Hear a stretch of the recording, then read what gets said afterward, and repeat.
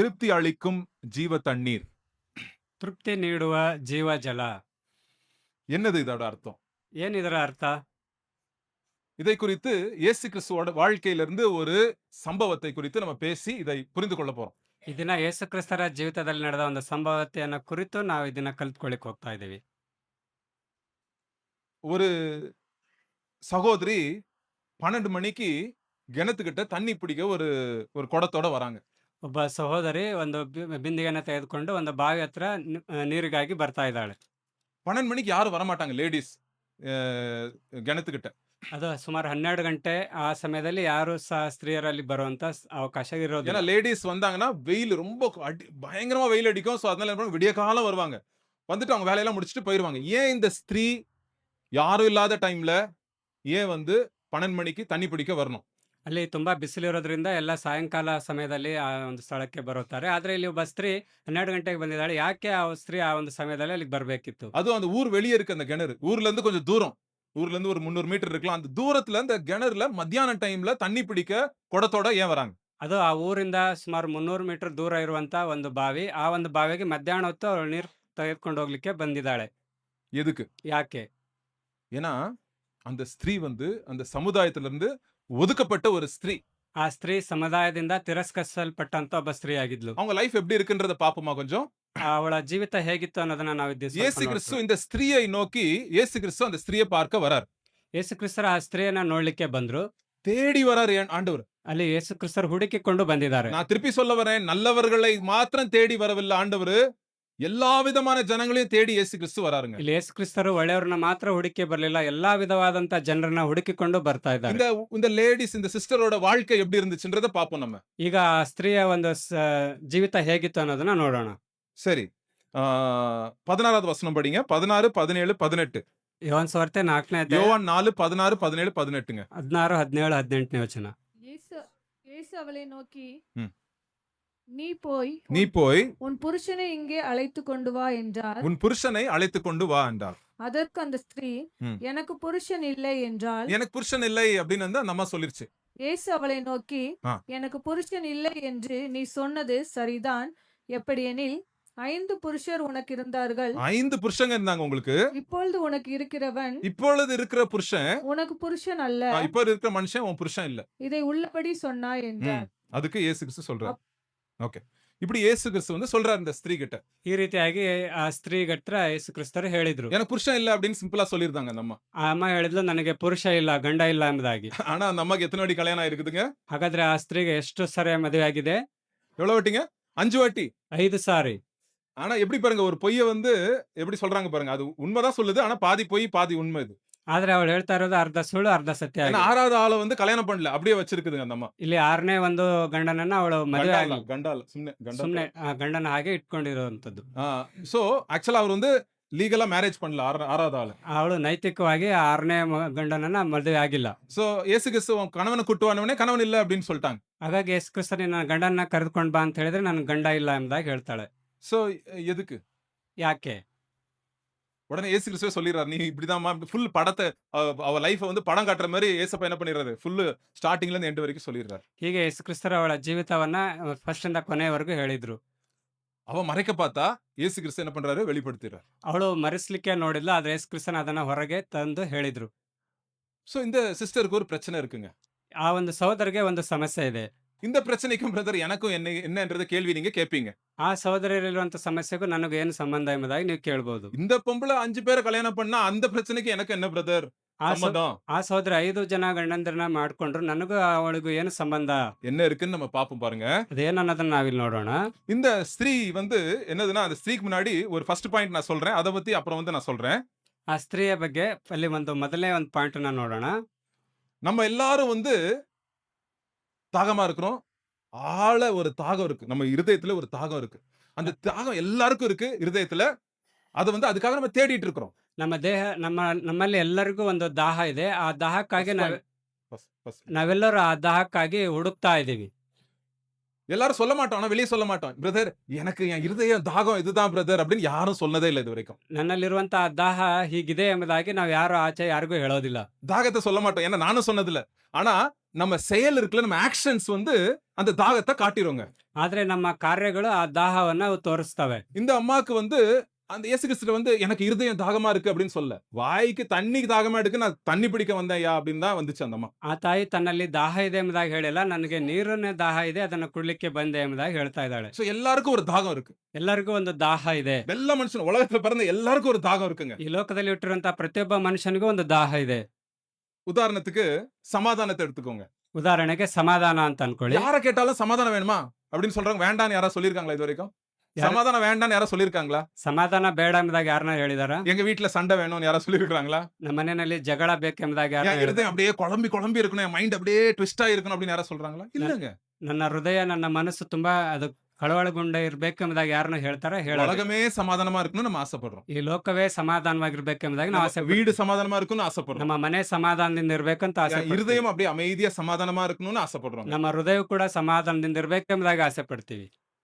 ஆனா சமாதானத்தை எங்க தேடுறாங்க அதாங்க முக்கியம். ಹಾಗಾದ್ರೆ ಈ ಸಮಾಧಾನವನ್ನ ಎಲ್ಲಿ ಹುಡುಕ್ತಾರೆ ಅನ್ನೋದೇ ಮುಖ್ಯ. ஒரு போதை பொருள் ஒரு வாலிப பையன் எடுக்கிறான். மாதக்க வஸ்து. ಒಬ್ಬ ಯವನಸ್ಥ ಹುಡುಗ ಒಂದು ಮಾದಕ ವಸ್ತುವನ್ನ ಅವ್ನು ಹಾಕೊಳ್ತಾ ಇದ್ದಾನೆ ಅನ್ಕೊಳ್ಳಿ. அவனுக்கு என்ன வேணும்? ಅವನಿಗೆ ಏನ್ ಬೇಕಾಗಿದೆ? சமாதானம் தான் வேணும் அவனுக்கும். ಅವನಿಗೂ ಕೂಡ ಸಮಾಧಾನನೇ ಬೇಕು. ஆனா தப்பான இடத்துல தேடுறான் அவ்வளவுதான். ಆದ್ರೆ ಅವನು ತಪ್ಪಾದ ಒಂದು ಜಾಗದಲ್ಲಿ ಹುಡುಕ್ತಾ சரி, ಇದ್ದಾನೆ. நீங்க நம்மலாம் வந்திருக்கோம். நமக்கு என்ன வேணும்? ಹಾಗಾಗಿ ನಾವೆಲ್ಲ ಇಲ್ಲಿ ಬಂದಿದ್ದೀವಿ, ನಮಗೆಲ್ಲ ಏನ್ ಬೇಕಾಗಿದೆ? எங்க எங்க என்ன வேணும்?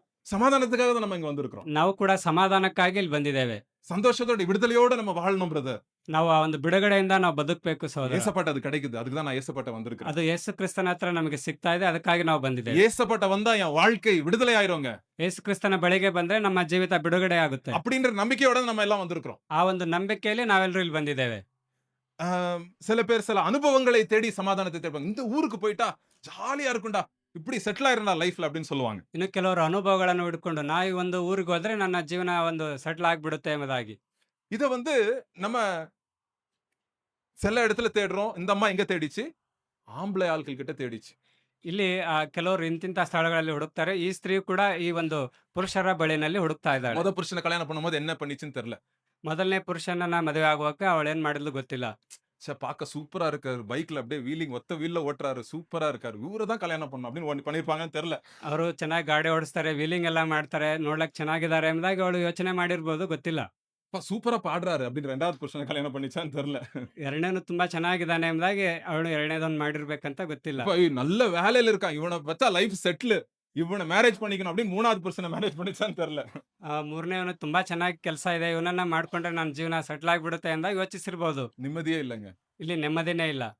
தேடுறாங்க தேடுறாங்க தேடுறாங்க, நிம்மதி கிடைக்கலங்க. ಹೀಗೆ ಹುಡುಕ್ತಾನೆ ಇದ್ದಾಳೆ, ಆದ್ರೆ ಅವಳಿಗೆ ನೆಮ್ಮದಿ ಸಿಗ್ತಾ ಇಲ್ಲ. புருஷனை விட்டு புருஷனை தேடுறாங்க, ஆனாலும் கிடைக்க மாட்டேங்குது. ಪುರುಷನನ್ನ ಬಿಟ್ಟು ಪುರುಷನ ಹುಡುಕ್ತಾ ಇದ್ದಾಳೆ, ಆದ್ರೆ ಅವಳಿಗೆ ಸಮಾಧಾನ ಸಿಗ್ತಾ ಇಲ್ಲ. இந்த அம்மாக்கு அந்த ஆழமான இருதய தாகத்தை எங்க தேடினாங்க? ரொமான்ஸ்ல தேடினாங்க. இவங்க ரொமான்ஸ்ல தேடினாங்க. ಈ ರೀತಿಯಾದಂತ ದಾಹವನ್ನು ಅವಳು ರೊಮ್ಯಾನ್ಸ್ ಅಲ್ಲಿ ಹುಡುಕ್ತಾ ಇದ್ದಾಳೆ. அன்பு இருந்தா என் லைஃப்க்கு ஒரு அர்த்தமே இருக்கும். ஐயா, இவங்க என்ன நேசிட்டாங்கன்னா, இவங்க என் லைஃப்ல கிடைச்சிட்டாங்கன்னா என் வாழ்க்கைக்கு அர்த்தமாயிருச்சு, என் வாழ்க்கை வந்து கம்ப்ளீட் ஆயிருச்சு அப்படின்னு தேடுறாங்க. ಇವ್ರು ನನಗೆ ಸಿಕ್ಕರೆ ನನ್ನ ಜೀವಿತ ಒಂದು ಕಂಪ್ಲೀಟ್ ಆದ ಹಾಗೆ ಎಂಬುದಾಗಿ ಅವಳು ಹುಡುಕ್ತಾ ಇದ್ದಾಳೆ. ரொம்ப கேர்ஃபுல்லா இருக்கணும். ಹಾಗಾಗಿ ನಾವು ತುಂಬಾ ಎಚ್ಚರವಾಗಿರ್ಬೇಕು. நம்ம சில ஜனங்க கிட்ட நம்ம இருதயத்தின் தாகத்தை தீர்க்க முடியாது. ನಾವು ಕೆಲವೊಂದಿಷ್ಟು ಸಾಮಾನ್ಯ ಜನರ ಹತ್ರ ಹೋಗಿ ನಮ್ಮ ಹೃದಯದ ದಾಹವನ್ನು ತೀರಿಸಿಕೊಳ್ಳೋದಕ್ಕೆ இன்னொரு அர்த்தத்தோட ಆಗೋದಿಲ್ಲ. இன்னொரு ஒரு உதாரணத்தோட சொல்றேன். எரேமியா புஸ்தகம் 2வது அதிகாரம் 13வது வசனம் பாருங்க. எரேமியா 2:13. என் ஜனங்கள் ம். 2 தீமைகளை செய்தார்கள். என் ஜனங்கள் 2 தப்பு பண்ணாங்க. ஜீவ தண்ணீர் ஊற்றாகிய வசனம் போட முடியும்? ஓகே. ஜீவ என்ன போடுங்க, சொல்லுங்க. ஜீவ தண்ணீர் ஊற்றாகிய ஜீவ தண்ணீர் ஊற்றாகிய என்னை விட்டுவிட்டார்கள். என்ன விட்டுட்டாங்க அப்படின்னு ஆண்டவர் சொல்றாரு. தண்ணீர் நிற்காத தண்ணீர் இருக்காத தொட்டிகளாகிய தொட்டிகளாகிய வெடிப்புள்ள தொட்டிகளை வெடிப்புள்ள தொட்டிகளை தங்களுக்கு வெட்டி கொண்டார்கள். ஓகே, 2 தப்பு பண்ணிட்டீங்கப்பா அப்படின்னு ஆண்டவர் வந்து ஜனங்களை, இஸ்ரேல் ஜனங்களை பார்த்து சொல்றாருங்க. ಇಲ್ಲಿ ದೇವರು 2 ತಪ್ಪುಗಳನ್ನ ನೀವು ಮಾಡ್ತಾ ಇದ್ದಾರೆ ಎಂಬುದಾಗಿ ದೇವರು ಇಸ್ರಾಯೇಲರನ್ನ ಕುರಿತು ಹೇಳ್ತಾ ಇದ್ದಾರೆ. நான் தான் ஜீவ தண்ணீர், தேவன் தான் ஜீவ தண்ணீர். ನಾನೇ ಜೀವ ಜಲದ ಒಂದು ಬುಗ್ಗೆ. ஜீவ தண்ணீரை வேண்டான்ட்டீங்க நீங்க. ಆ ಜೀವವಾದಂತ ನೀರನ್ನ ನೀವು ಬೇಡ ಅಂತ ಇದ್ದೀರಾ. நீங்க என்ன பண்ணீங்க? என்ன வேண்டான்றது மாத்திரம் இல்ல, இன்னொன்னு என்னமோ செஞ்சீங்க. அது என்ன செஞ்சீங்க? ಬೇಡ ಅನ್ನೋದು ಅಲ್ದಿರಾ ಬೇರೆ ಇನ್ನೊಂದನ್ನು ನೀವು ಮಾಡ್ತಾ ಇದ್ದೀರಾ. நீங்க ಅದೇನಂದ್ರೆ ஒரு ஒரு ஒரு ஒரு ஒரு குடத்தை செஞ்சீங்க, ஒரு பாத்திரம், மண்சாடியில வந்து ஒரு குடத்தை, என்னது தொட்டியை வந்து செஞ்சீங்க நீங்க. ನೀವು ಆ ಒಂದು ನೀರು ನಿಲ್ಲದ ಒಂದು ತೊಟ್ಟಿಯನ್ನ ನೀವು ಮಾಡ್ಕೊಂಡಿದ್ದೀರಾ. அந்த வீட்ல அந்த தொட்டியை கட்டிட்டு அதுல தண்ணி ஊத்துறீங்க. ಅದನ್ನ ನೀವು ಮನೆಯಲ್ಲಿ ಕಟ್ಕೊಂಡು ಅದರಲ್ಲಿ ನೀವು ನೀರನ್ನ ಸುರಿತಾ ಇದ್ದೀರಾ. ஆனா ஒரு ப்ராப்ளம். என்ன ப்ராப்ளம்? ಅದರಲ್ಲಿ ಒಂದು ಸಮಸ್ಯೆ. ಏನ್ ಸಮಸ್ಯೆ? தொட்டியில என்ன இருக்குது? என்ன இருக்குதுங்க? என்ன இருக்குது? கிராக் விட்டுருக்குது, வெடிப்பு இருக்குது தொட்டியில. ಆ ತೊಟ್ಟಿಯಲ್ಲಿ ಬಿರುಕು ಬಿಟ್ಟಿದೆ.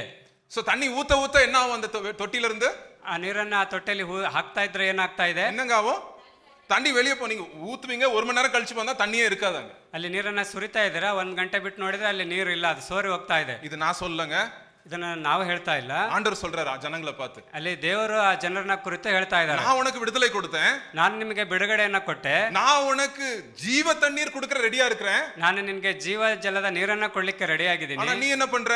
எனக்கு அந்த தண்ணி வேண்டாம், ಆದ್ರೆ ನೀನೇನ್ ಮಾಡ್ತಾ ಇದ್ದೆ, ನನಗೆ ಆ ರೀತಿಯಾದ ನೀರು ಬೇಡ, நானே குடம் செஞ்சுக்கிறேன், ನಾನೇ ಒಂದು ಕೊಡವನ್ನ ಮಾಡ್ಕೊತೀನಿ, எனக்கு கொஞ்சம் தண்ணி இருந்தா போதும், ನನಗೆ ಸ್ವಲ್ಪ ನೀರಿದ್ರೇನೆ ಸಾಕು. ஆனா அதுல ப்ராப்ளம் என்னன்னா அதுல ஒரு ஓட்டை இருக்குது.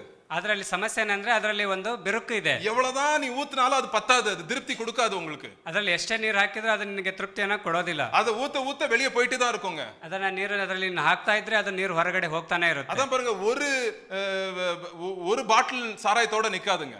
ಹಾಗಾಗಿ ಒಂದು ಬಾಟಲ್ ಸಾರಾಯಿ ಜೊತೆಗೆ ನೀವು ನಿಲ್ಬೇಡಿ. அது அது நில்பேடி அல்ல, நில்லல்ல, ನಿಲ್ಲಲ್ಲ. ஐயோ, அது என்னன்னா ஜாஸ்தி கேட்டுட்டே இருக்குங்க. ಯಾಕಂದ್ರೆ ಅದು ಜಾಸ್ತಿ ಕೇಳ್ತಾನೆ ಇರುತ್ತೆ. அது வந்து நிக்காது, அது வந்து எனக்கு நிம்மதி சமாதானத்தை கொடுக்காது. கொடுத்திருந்தா ஒரு பாட்டிலே போதும்ல. ಅದು ನಮಗೆ ಸಮಾಧಾನವನ್ನು ಕೊಡೋದಲ್ಲ, ಕೊಟ್ಟಿದ್ರೆ ಅದು ಒಂದು ಬಾಟ್ಲ್ ನಮಗೆ ಸಾಕಾಗಿತ್ತಲ್ಲ. 14 வயசுல நான் ஒரு பாட்டில் குடிச்சேங்க, இது எனக்கு போதுங்க, ஏன்னா எனக்கு வாழ்க்கை ஃபுல்லு திருப்தி ஓடுதுங்க அப்படின்னு சொல்லிருக்கலாம்ல. அது 14 ವರ್ಷದಲ್ಲಿ ನಾನು ಒಂದು ಬಾಟ್ಲನ್ನು ಕುಡಿದಿದ್ದೆ, ಅದು ನನಗೆ ತೃಪ್ತಿ ಕೊಡ್ತಾ ಇದೆ ಎಂಬುದಾಗಿ ಅದು ಆ ರೀತಿಯಾದಂತ ಒಂದು ಜೀವನ ನಮ್ದು ಆಗ್ಬಹುದಾಗಿತ್ತಲ್ವಾ. ஏன் 47 வயசு ஆகுது இன்னும் நம்ம வந்து ஊத்திட்டு இருக்கோம்? ஏன்னா அது உடைஞ்சிருக்குது, அது ஓட்ட. அந்த இடத்துல நம்மளுக்கு நம்ம தேடுற இருதயத்தின் தாகத்தை அது தீர்க்காது. ಹಾಗಾಗಿ ಅದು ಬಾಟಲ್ ಅದು ಒಡೆದು ಹೋಗಿದೆ. ಹಾಗಾಗಿ ನಾವು ಅಂತ ಒಂದು ಬಾಟ್ಲಲ್ಲಿ ನಾವು ನೀರನ್ನು ಹೋಗ್ತಾ ಇದ್ದೇವೆ. ಹಾಗಾಗಿ ನಮ್ಮ ದೇಹದಲ್ಲಿ ಅದು ನಮ್ಮ ದಾಹವನ್ನ ತೀರಿಸಲಿಕ್ಕೆ ಆಗ್ತಾ ಇಲ್ಲ. சில பேருக்கு ரொமான்ஸ்ல தேடுறாங்க, அன்புல தேடுறாங்க. இந்த இவர் இருந்துட்டாருன்னா, இந்த லேடிஸ் கிடைச்சிட்டாங்கன்னா எனக்கு என் லைஃப் எல்லாம் செட்டில் பிரதர். ಈಗ ಕೆಲವರು ಏನ್ ಮಾಡ್ತಾರೆ, ಈ ಒಂದು ಸ್ತ್ರೀ ಸಿಕ್ಬಿಟ್ರೆ ನನ್ನ ಜೀವನ ಒಂದು ಸೆಟ್ಲ್ ಆಗುತ್ತೆ ಎಂಬುದಾಗಿ, அழகா இருக்கா இவா, ನೋಡ್ಲಿಕ್ಕೆ ಎಷ್ಟು ಚೆನ್ನಾಗಿದ್ದಾನೆ ಇವನು அப்படின்னு வந்து அவங்க வந்து பேசுவாங்க. ಆ ರೀತಿಯಾಗಿ ಅವರು ಮಾತಾಡ್ತಾರೆ. ஸோ நம்ம லைஃப்ல இன்னைக்கு நான் ஒரே ஒரு கேள்வி நீங்க எல்லாரும் கேட்கணும். அதை வந்து நீங்க இங்க பதில் சொல்ல வேண்டாம், நீங்க தனிப்பட்ட முறையில இன்னைக்கு யோசிச்சுட்டு அது உங்களுக்கே நீங்க பதில் சொல்லிக்கணும் இன்னைக்கு சாயங்காலத்துக்குள்ள. ಹಾಗಾಗಿ ನೀವು ಈ ಸಾಯಂಕಾಲ ಒಳಗಡೆಗೆ ಅದಕ್ಕೆ ನೀವು ಯೋಚನೆ ಮಾಡಿ ಉತ್ತರವನ್ನ ಹೇಳಬೇಕಿದೆ. நானும் அப்படிதான் இருந்தேன் ஒரு காலத்துல. ಒಂದು ಕಾಲದಲ್ಲಿ ನಾನು ಸಹ ಹಾಗೆ ಇದ್ದೆ. எனக்கு படிப்புனா பயங்கரமா படிக்கணும் அப்படின்ற ஒரு எண்ணம். ನಾನು ಚೆನ್ನಾಗಿ ಓದಬೇಕು, ಭಯಂಕರವಾಗಿ ಓದಬೇಕು ಅನ್ನುವಂತ ಒಂದು ಯೋಚನೆ. ஏன்னா என்னுடைய தாகத்தை தீர்க்குது அந்த படிப்பு, அந்த டிகிரி வாங்கிட்டேனா லைஃப் செட்டில்ரா. ನನ್ನ ಒಂದು ದಾಹ ಏನಂದ್ರೆ ಆ ಒಂದು ಡಿಗ್ರಿಯನ್ನ ತೆಗೆದುಕೊಂಡ್ಬಿಟ್ರೆ ನನ್ನ ಲೈಫ್ ಸೆಟ್ಲ್ ಆಗುತ್ತೆ ಎಂಬುದಾಗಿ. எல்லாரும் மரியாதை கொடுப்பாங்க, ಎಲ್ಲರೂ ನನಗೆ ಮರ್ಯಾದೆ ಕೊಡ್ತಾರೆ, அந்த மரியாதை கிடைக்கும், அதனால நான் என்ன பண்ண போறேன், நான் படிக்க போறேன் அப்படின்னு நான் சொல்லுவேன். ಆ ಒಂದು ಮರ್ಯಾದೆ ನನಗೆ ಸಿಗ್ಲಿಕ್ಕೆ ಹೋಗ್ತಾ ಇದೆ, ಹಾಗಾಗಿ ನಾನು ಅದನ್ನ ಓದ್ಲಿಕ್ಕೆ ಹೋಗ್ತಾ ಇದ್ದೇನೆ. படிப்பை பத்தி நான் விரோதமாய் சொல்லவே இல்லை. படிப்பு ரொம்ப நல்லது, கண்டிப்பா எல்லாரும் நல்லா படிக்கணும். ಓದುವಂಥದ್ದು ಅದು ತುಂಬಾ ಒಳ್ಳೆಯದು, ಎಲ್ಲರೂ ಚೆನ್ನಾಗಿ ಓದಬೇಕು. ஆனா அது வந்து என்ன ஆயிருது, ஆண்டவருடைய ஸ்தானத்துல அது போயிடக்கூடாது. ಆದ್ರೆ ಅದು ದೇವರ ಸ್ಥಾನಕ್ಕೆ ಅದನ್ನು ತೆಗೆದುಕೊಂಡು ಹೋಗಬಾರ್ದು. சர்ச்சுக்கு போறதில்ல, ನಾನು ಸಭೆಗೆ ಹೋಗೋದಿಲ್ಲ, ஏதோ ஒரு சாக்கு போக்கு சொல்லிட்டு வீட்லயே உட்கார்ந்து அந்த எக்ஸாமுக்காக படிச்சுட்டே இருப்பேன். 6 மாசம் படிப்பேன் வருஷத்துல. ಯಾವುದೋ ಒಂದು ನೆಪ ಹೇಳ್ಕೊಂಡು ಆ ಪರೀಕ್ಷೆಗೋಸ್ಕರ 6 ತಿಂಗಳು ಓದ್ತಾನೆ ಇರೋದು. 2007வது வருஷம் ಇದು, 2007ನೇ ವರ್ಷ. படிச்சுட்டே இருப்பேன் எப்பவும் உட்கார்ந்து, ಯಾವಾಗಲೂ ಕುತ್ಕೊಂಡು ಓದ್ತಾನೆ ಇದ್ದೀನಿ. சண்டே காலையில ஆகும், ಭಾನುವಾರ ಬೆಳಗ್ಗೆ ಆಯ್ತು, ஆண்டவரே என் இருதயம் உமக்கு தெரியும், ದೇವರೇ ನನ್ನ ಹೃದಯ ನಿನ್ಗೆ ಗೊತ್ತಿದೆ, நீங்க பாக்குறீங்க எவ்வளவு கஷ்டப்படுறேன் நான், ನಿನ್ಗೆ ಗೊತ್ತಿದೆ ನಾನು ಎಷ್ಟು ಕಷ್ಟಪಡ್ತಾ ಇದ್ದೇನೆ, வேலைக்கும் போறேன் படிக்கவும் செய்றேன். சோ கொஞ்சம் அட்ஜஸ்ட் பண்ணீங்க இன்னைக்கு. ನಾನು ಕೆಲಸಕ್ಕೂ ಹೋಗ್ತಾ ಇದ್ದೀನಿ, ಓದ್ತಾ ಇದ್ದೀನಿ, ಸ್ವಲ್ಪ ಅಡ್ಜಸ್ಟ್ ಮಾಡ್ಕೋ ದೇವ್ರೆ அப்படி நான் வந்து படிக்க ஆரம்பிச்சேன். ಆ ರೀತಿಯಾಗಿ ನಾವು ಓದ್ಲಿಕ್ಕೆ ಪ್ರಾರಂಭ ಮಾಡಿ. எல்லாரும் வந்து என் ஃப்ரெண்ட்ஸ் கிட்ட எல்லாம் வந்து ஒரு பெருமை என்னன்னா, ஓ இவர் இந்த படிக்கிறாரா, சரிரா பயங்கரமான ஆள்ரா இவர் இந்த படிக்கிறாரு அப்படின்ற ஒரு பெருமை எனக்கு. ಒಂಥರ ಹೆಮ್ಮೆ, ಇವರು ಈ ತರದ ಒಂದು ಕೋರ್ಸನ್ನ ಓದ್ತಾ ಇದ್ದಾರೆ ಅನ್ನುವಂತ ಒಂದು ಹೆಮ್ಮೆ ನಮ್ಮಲ್ಲಿ. ஒரு நாள் ஆண்டவர் வந்து என்னாச்சு, அந்த எக்ஸாம் மூலியமாய் ಆ ಒಂದು ದಿನ ಏನಾಯ್ತಾ, ಆ ಒಂದು ಪರೀಕ್ಷೆ ಮೂಲಕವಾಗಿ அந்த எக்ஸாம்ல நான் ஃபெயில் ஆயிட்டேன். ಆ ಒಂದು ಪರೀಕ್ಷೆನಲ್ಲಿ ಸೋದರ ಫೇಲ್ ಆದ್ರು. ஒரு மாசம் வீட்டை விட்டு வெளியே வரல, ಒಂದು ತಿಂಗಳು ಮನೆ ಬಿಟ್ಟು ಹೊರಗೆ ಬರಲಿಲ್ಲ. ஏன்னா வெளியே போய் யாருக்கு தலையை காட்ட முடியாது, ಹೊರಗೆ ಬಂದು ಯಾರಿಗೆ ಮುಖ ತೋರ್ಸ್ಲಿಕ್ಕೆ ಆಗ್ತಾ ಇಲ್ಲ, ஃப்ரெண்ட்ஸ் கிட்ட காட்ட முடியாது, ಸ್ನೇಹಿತರಿಗೆ ತೋರ್ಸ್ಲಿಕ್ಕೆ. 6 மாசம் படிச்சேரா என்னடா ஆச்சு அப்படின்னு கேட்பாங்க. 6 ತಿಂಗಳು ಓದಿದೆಲ್ಲೋ ಏನಾಯ್ತು ರಿಸಲ್ಟ್ ಎಂಬುದಾಗಿ ಕೇಳ್ತಾರೆ. அவமானம் தாங்க முடியாம வீட்டுக்குள்ளே இருக்கிறேன். ಅವಮಾನವನ್ನ ತಾಳ್ಕೊಳಕ್ ಆಗ್ದಿರಾ ಮನೆ ಒಳಗಡೆನೆ ಇದ್ದೆ. இதுதாங்க நம்ம இருதயத்தின், என் எக்ஸாம் வந்து என் இருதய தாகத்தை தீர்க்கும் அப்படின்னு நான் வந்து என்ன பண்ணேன், நான் நினைச்சிட்டு இருந்தேன் அப்படி. ಆ ಒಂದು ಪರೀಕ್ಷೆ ನನ್ನ ಹೃದಯದ ದಾಹವನ್ನ ತೀರಿಸುತ್ತೆ ಎಂಬುದಾಗಿ ನಾನು ನೆನೆಸ್ಕೊಂಡಿದ್ದೆ. சோ இந்த காரியத்தை தான் வந்து நம்ம வந்து நல்ல காரியத்தை வந்து என்ன பண்ணிடுறோம், ஆண்டவருடைய ஸ்தானத்துல எடுத்துட்டு போய் வச்சிடுறோம் அந்த காரியத்தை நம்ம. ಈ ರೀತಿಯಾದಂಥ ಕಾರ್ಯಗಳನ್ನ ದೇವರ ಒಂದು ಸ್ಥಾನಕ್ಕೆ ತೆಗೆದುಕೊಂಡು ಹೋಗಿ ನಾವು ಇಡ್ತಾ ಇರ್ತೀವಿ. அப்போஸ்தலர் பவுல் இப்படிதான் இருந்தாருங்க. ಇಲ್ಲಿ ಅಪೊಸ್ತಲ ಪೌಲ ಸಹ ಹೀಗೆ ಇದ್ದ. ஆனா ஒரு டைம் ஒரு கேள்வி, ஒரு வசனத்தை எழுதினாரு. அந்த வசனத்தை நீங்க திருப்புங்க. 1 பிலிப்பியர் 1:21 வசனம் பாருங்க. கிறிஸ்து எனக்கு ஜீவன், கிறிஸ்து எனக்கு ஜீவன், சாவு எனக்கு ஆதாயம். ಓಕೆ, ಎಲ್ಲರೂ ತಿರುಪಿ சொல்லுங்க. ಕ್ರಿಸ್ತು எனக்கு ಜೀವನ್ சொல்லுங்க. ಕನ್ನಡದಲ್ಲಿ ಏನಿದೆ ಬ್ರದರ್? ಕ್ರಿಸ್ತನು ನನಗೆ ಜೀವ. ಕ್ರಿಸ್ತನು ನನಗೆ ಕನ್ನಡದಲ್ಲಿ என்ன சொல்லுது? ಯಾರ ಕನ್ನಡ ಬೈಬಲ್ வச்சிருக்கீங்களா? என்ன ಸಿಸ್ಟರ್? ಬದುಕೋದೆಂಬುದಂದ್ರೆ ಕ್ರಿಸ್ತನೇ. ಓಕೆ, ಕ್ರಿಸ್ತು எனக்கு ಜೀವನ್, ಕ್ರಿಸ್ತು எனக்கு ಜೀವನ್. ಬದುಕುವುದೆಂದರೆ ಯೇಸುವೆ. ஓகே, எல்லாரும் வந்து ஸ்கூல்ல நீங்க படிச்சிருப்பீங்க 2ஆம் 3ஆம் கிளாஸ் fill in the blanksனு ஒரு கேள்வி இருக்குங்க. fill in the blanksனு இருக்கும் தெரியுமா? ஒரு blanks கொடுத்திருப்பாங்க, அதை வந்து நீங்க fill பண்ணணும் அப்படின்னு சொல்லுவாங்க. ಎಲ್ಲರೂ ನೀವು ಶಾಲೆಗಳಲ್ಲಿ ಓದಿರ್ತೀರಾ, ಬಿಟ್ಟ ಸ್ಥಳವನ್ನ ಬಿಟ್ಟಿರ್ತಾರೆ, ಅದನ್ನ ತುಂಬಬೇಕು ಎಂಬುದಾಗಿ. இப்போ நான் வந்து ஒரு ஸ்தலத்தை அந்த வசனத்துல இருந்து ஒரு எடுத்துட்டு போறேன். டேஷ் எனக்கு ஜீவன். சீடா சொல்லாதீங்க. ஓகே, ಡ್ಯಾಶ್ ನನಗೆ ಜೀವನ, ಅದನ್ನ ನೀವು ಫಿಲ್ ಮಾಡಬೇಕಿದೆ. சரியா? இப்போ இன்னைக்கு எல்லாருக்கும் இப்போ சொல்லக்கூடாது. சாயங்காலம் போய் வீட்டுல ஜோம் பண்ணி ஆழமா யோசித்து பதில் சொல்ல வேண்டிய கேள்விங்க இது. சும்மா அப்படியே சர்ச்சில் ஈஸியா சொல்லிடுவீங்க நீங்க. ನೀವು ಅದನ್ನ ಮನೆಗೆ ಹೋಗಿ ಯೋಚನೆ ಮಾಡಿ ಅದನ್ನ ನೀವು ಹೇಳಬೇಕಾಗಿದೆ. டேஷ் எனக்கு ஜீவன், ಡ್ಯಾಶ್ ನನಗೆ ಜೀವನ. எல்லாரும் போய் சர்ச்சில் வாட்ஸ்அப் குரூப்ல இன்னைக்கு சாயங்காலம் போய் போட போறீங்க. அது ஓகேங்களா? இல்ல அப்படியெல்லாம் பண்ண சொல்ல மாட்டோம். சரி, டேஷ் எனக்கு ஜீவன், ಡ್ಯಾಶ್ ನನಗೆ ಜೀವನ. யோசித்து ಯೋಚನೆ ಮಾಡಿ பதில் கொடுக்க வேண்டிய ஒரு கேள்வி. ಉತ್ತರ ಕೊಡುವಂತ ಒಂದು ಪ್ರಶ್ನೆ. கிறிஸ்து எனக்கு ஜீவனா? ಕ್ರಿಸ್ತನು ನನಗೆ ಜೀವನವೇ? இல்லையா மரியாதை தான் என் ஜீவனா? ಅಥವಾ ಮರ್ಯಾದೆಯೇ ನನಗೆ ಜೀವನವೇ? சமுதாயத்துல எனக்கு இருக்கிற பேரு தான் என் ஜீவனா? ಈ ಸಮುದಾಯದಲ್ಲಿರುವಂತ ಹೆಸರೇ ನನಗೆ ಜೀವನವೇ? இல்ல என் பணம் தான் எனக்கு ஜீவனா? ಇಲ್ಲವೇ ನನಗೆ ಹಣವೇ ನನ್ನ ಜೀವನವೇ? இல்லாட்டி என் படிப்பு தான் என் ஜீவனா? ಅಥವಾ ನನ್ನ ವಿದ್ಯೆಯೇ ನನಗೆ ಜೀವನವೇ? இல்ல என் பாய் ஃப்ரெண்ட் கேர்ள் ஃப்ரெண்ட் தான் என் ஜீவனா? அது ஆல்ரெடி நிறைய பேர் சொல்லியிருக்காங்க. ಅಥವಾ ನನಗೆ ಒಬ್ಬ ಬಾಯ್ ಫ್ರೆಂಡ್ ಗರ್ಲ್ ಅವರೇ ನನಗೆ ಜೀವನವೇ? என் வேலை தான் என் ஜீவனா? ಅಥವಾ ನನ್ನ ಕೆಲಸವೇ ನನಗೆ ಜೀವನವೇ? எல்லாரும் ஆழமாய் யோசித்து நிதானமாய் பதில் சொல்ல வேண்டிய ஒரு கேள்விங்க. ಎಲ್ಲರೂ ಆಳವಾಗಿ ನಿಧಾನವಾಗಿ ಯೋಚನೆ ಮಾಡಿ ಉತ್ತರ ಹೇಳುವಂತ ಒಂದು ಪ್ರಶ್ನೆ ಇದಾಗಿದೆ. தயவு செய்து அசால்ட்டா சொல்லிடாதீங்க ஏசப்பா என் ஜீவன் சொல்லிடாதீங்க. ஏன்னா அது வந்து நம்ம உங்க செயலை பாருங்க, உங்க லைஃப் எப்படி யோசிக்குது, எதை பத்தி போராடிட்டு இருக்குது, அதுதான் உங்க ஜீவன். ಹಾಗಾಗಿ ನೀವು ಯೋಚನೆ ಮಾಡಿ ನಿಮ್ಮ ಜೀವಿತ ಯಾವುದಕ್ಕಾಗಿ ಹೋರಾಡ್ತಾ ಇದೆ ಅದನ್ನ ಅಸಡ್ಡೆ ಮಾಡದೆ ನೀವು ಅದಕ್ಕೆ ಉತ್ತರ ಹೇಳಬೇಕಿದೆ. சோ அதனால ஆண்டவர் உங்களுக்கு அந்த ஞானத்தை கொடுப்பாராக. ಹಾಗಾಗಿ ದೇವರು ಆ ಒಂದು ಜ್ಞಾನವನ್ನ ನಿಮಗೆ ಕೊಡ್ಲಿ. சோ இந்த அம்மா என்ன பண்ணிட்டு இருக்குது, இப்படி மனுஷங்கிட்ட போய் அன்பை தேடி அன்பைக்கு ஏங்கி ஏங்கி ஏங்கி போகுது. கடைசியில் ஒருத்தன் என்ன பண்ண மாட்டான், ஒருத்தன் என்ன சொன்னா, உன்னை கல்யாணமே பண்ண மாட்டேன் ஆனா உன்னை வச்சுக்கிறேன் அப்படின்னு சொல்றான் ஒருத்தன். ಇಲ್ಲಿ ಆ ಸ್ತ್ರೀ ಅನೇಕ ಪುರುಷರನ್ನ ಹುಡುಕೊಂಡು ಹೋಗ್ತಾ ಇದ್ದಾಳೆ. ಕೊನೆಗೆ 5ನೇ 6ನೇ ಒಬ್ಬ ವ್ಯಕ್ತಿಯನ್ನ ನಾನು ನಿನ್ನ ಮದುವೆ ಮಾಡ್ಕೊಳ್ಳಲ್ಲ, ಹಾಗೆ ಇರ್ತೀನಿ ಎಂಬುದಾಗಿ ಹೇಳ್ತಾ ಇದ್ದಾನೆ. அந்த அம்மா ஒத்துக்குது அந்த ஆள் கிட்ட. ಆ ಒಂದು ವ್ಯಕ್ತಿಯನ್ನ ಅವಳು ಒಪ್ಕೊಂಡಿದ್ದಾಳೆ. கல்யாணமே பண்ணாம அந்த ஆள் கூட வாழுது. இப்போ ಮದುವೆ ಆಗದಿರ ಆ ಒಂದು ವ್ಯಕ್ತಿ ಜೊತೆಗೆ ಅವಳು ಬದುಕ್ತಾ ಇದ್ದಾಳೆ. ஏன்னா உலக தண்ணியே வந்து தேடுதுங்க. அது ಈ ಲೋಕದ ಒಂದು ನೀರನ್ನ ಅವಳು ಹುಡುಕ್ತಾ ಇದ್ದಾಳೆ. இது திருப்தி படுத்தாதுங்க, ಅದು ತೃಪ್ತಿ ಪಡಿಸುವಂತದ್ದಲ್ಲ. ஆனா ஏசப்பா வந்து சொல்றாருங்க அந்த அம்மாட்ட, ரொம்ப கவனமா நீங்க கேட்கணும் இந்த வசனத்தை. நீங்க என்ன சொல்றாருன்னு பார்ப்போங்க. ಅಲ್ಲಿ ಆ ಸ್ತ್ರೀಗೆ ಯೇಸು ಸ್ವಾಮಿ ಅವರು ಹೇಳ್ತಾ ಇದ್ದಾರೆ, ಒಂದು ಗಮನವಾದಂತ ವಾಕ್ಯವನ್ನ ಕೇಳಿಸ್ಕೊಳ್ಳಿ. 4வது அதிகாரம் 13வது வசனம் படிங்க. இயேசு அவளுக்கு பிரதியுத்தரமாக, இந்த தண்ணீரை குடிக்கிறவனுக்கு மறுபடியும் தாகம் உண்டாகும். மறுபடியும் தாகம் உண்டாகும். நீ பண்ணிட்டு இருக்கிற இந்த காரியம் உனக்கு திருப்பி திருப்பி தாகத்தை உண்டாக்கும் அப்படின்னு ஆண்டவர் சொல்றாரு. ಈ ನೀರನ್ನ ಕುಡಿದ್ರೆ ನಿನಗೆ ತಿರುಗಿ ತಿರುಗಿ ದಾಹ ಆಗುತ್ತೆ ಎಂಬುದಾಗಿ ಹೇಳ್ತಾ ಇದ್ದಾರೆ. ஆனா அடுத்த பாயிண்ட் நான் சொல்ல வரேன்னா, ஒரு gift தரப்போறேன், ஒரு gift வெகுமதி உனக்கு தரப்போறேன். அது என்னதுன்னு பாருங்க. 14வது வசனத்தை கவனிங்க. நான் கொடுக்கும் தண்ணீரை குடிக்கிறவனுக்கோ ஒரு காலம் தாகம் உண்டாகாது. நான் அவனுக்கு கொடுக்கும் தண்ணீர் அவனுக்குள்ளே நித்திய ஜீவ காலமாய் ஊறுகிற நீரூற்றாய் இருக்கும். பாருங்க, நான் ஒரு தண்ணி கொடுக்கிறேன், அந்த தண்ணி உனக்கு வேணுமா அப்படின்னு ஏசப்பா வந்து அந்த அம்மாட்ட கேக்குறாங்க. ನಾನು ಒಂದು ನೀರನ್ನ ಕೊಡ್ಲಿಕ್ಕೆ ಹೋಗ್ತಾ ಇದ್ದೀನಿ, ಆ ನೀರು ನಿನಗೆ ಬೇಕಾ ಎಂಬುದಾಗಿ ಕೇಳ್ತಾ ಇದ್ದಾರೆ.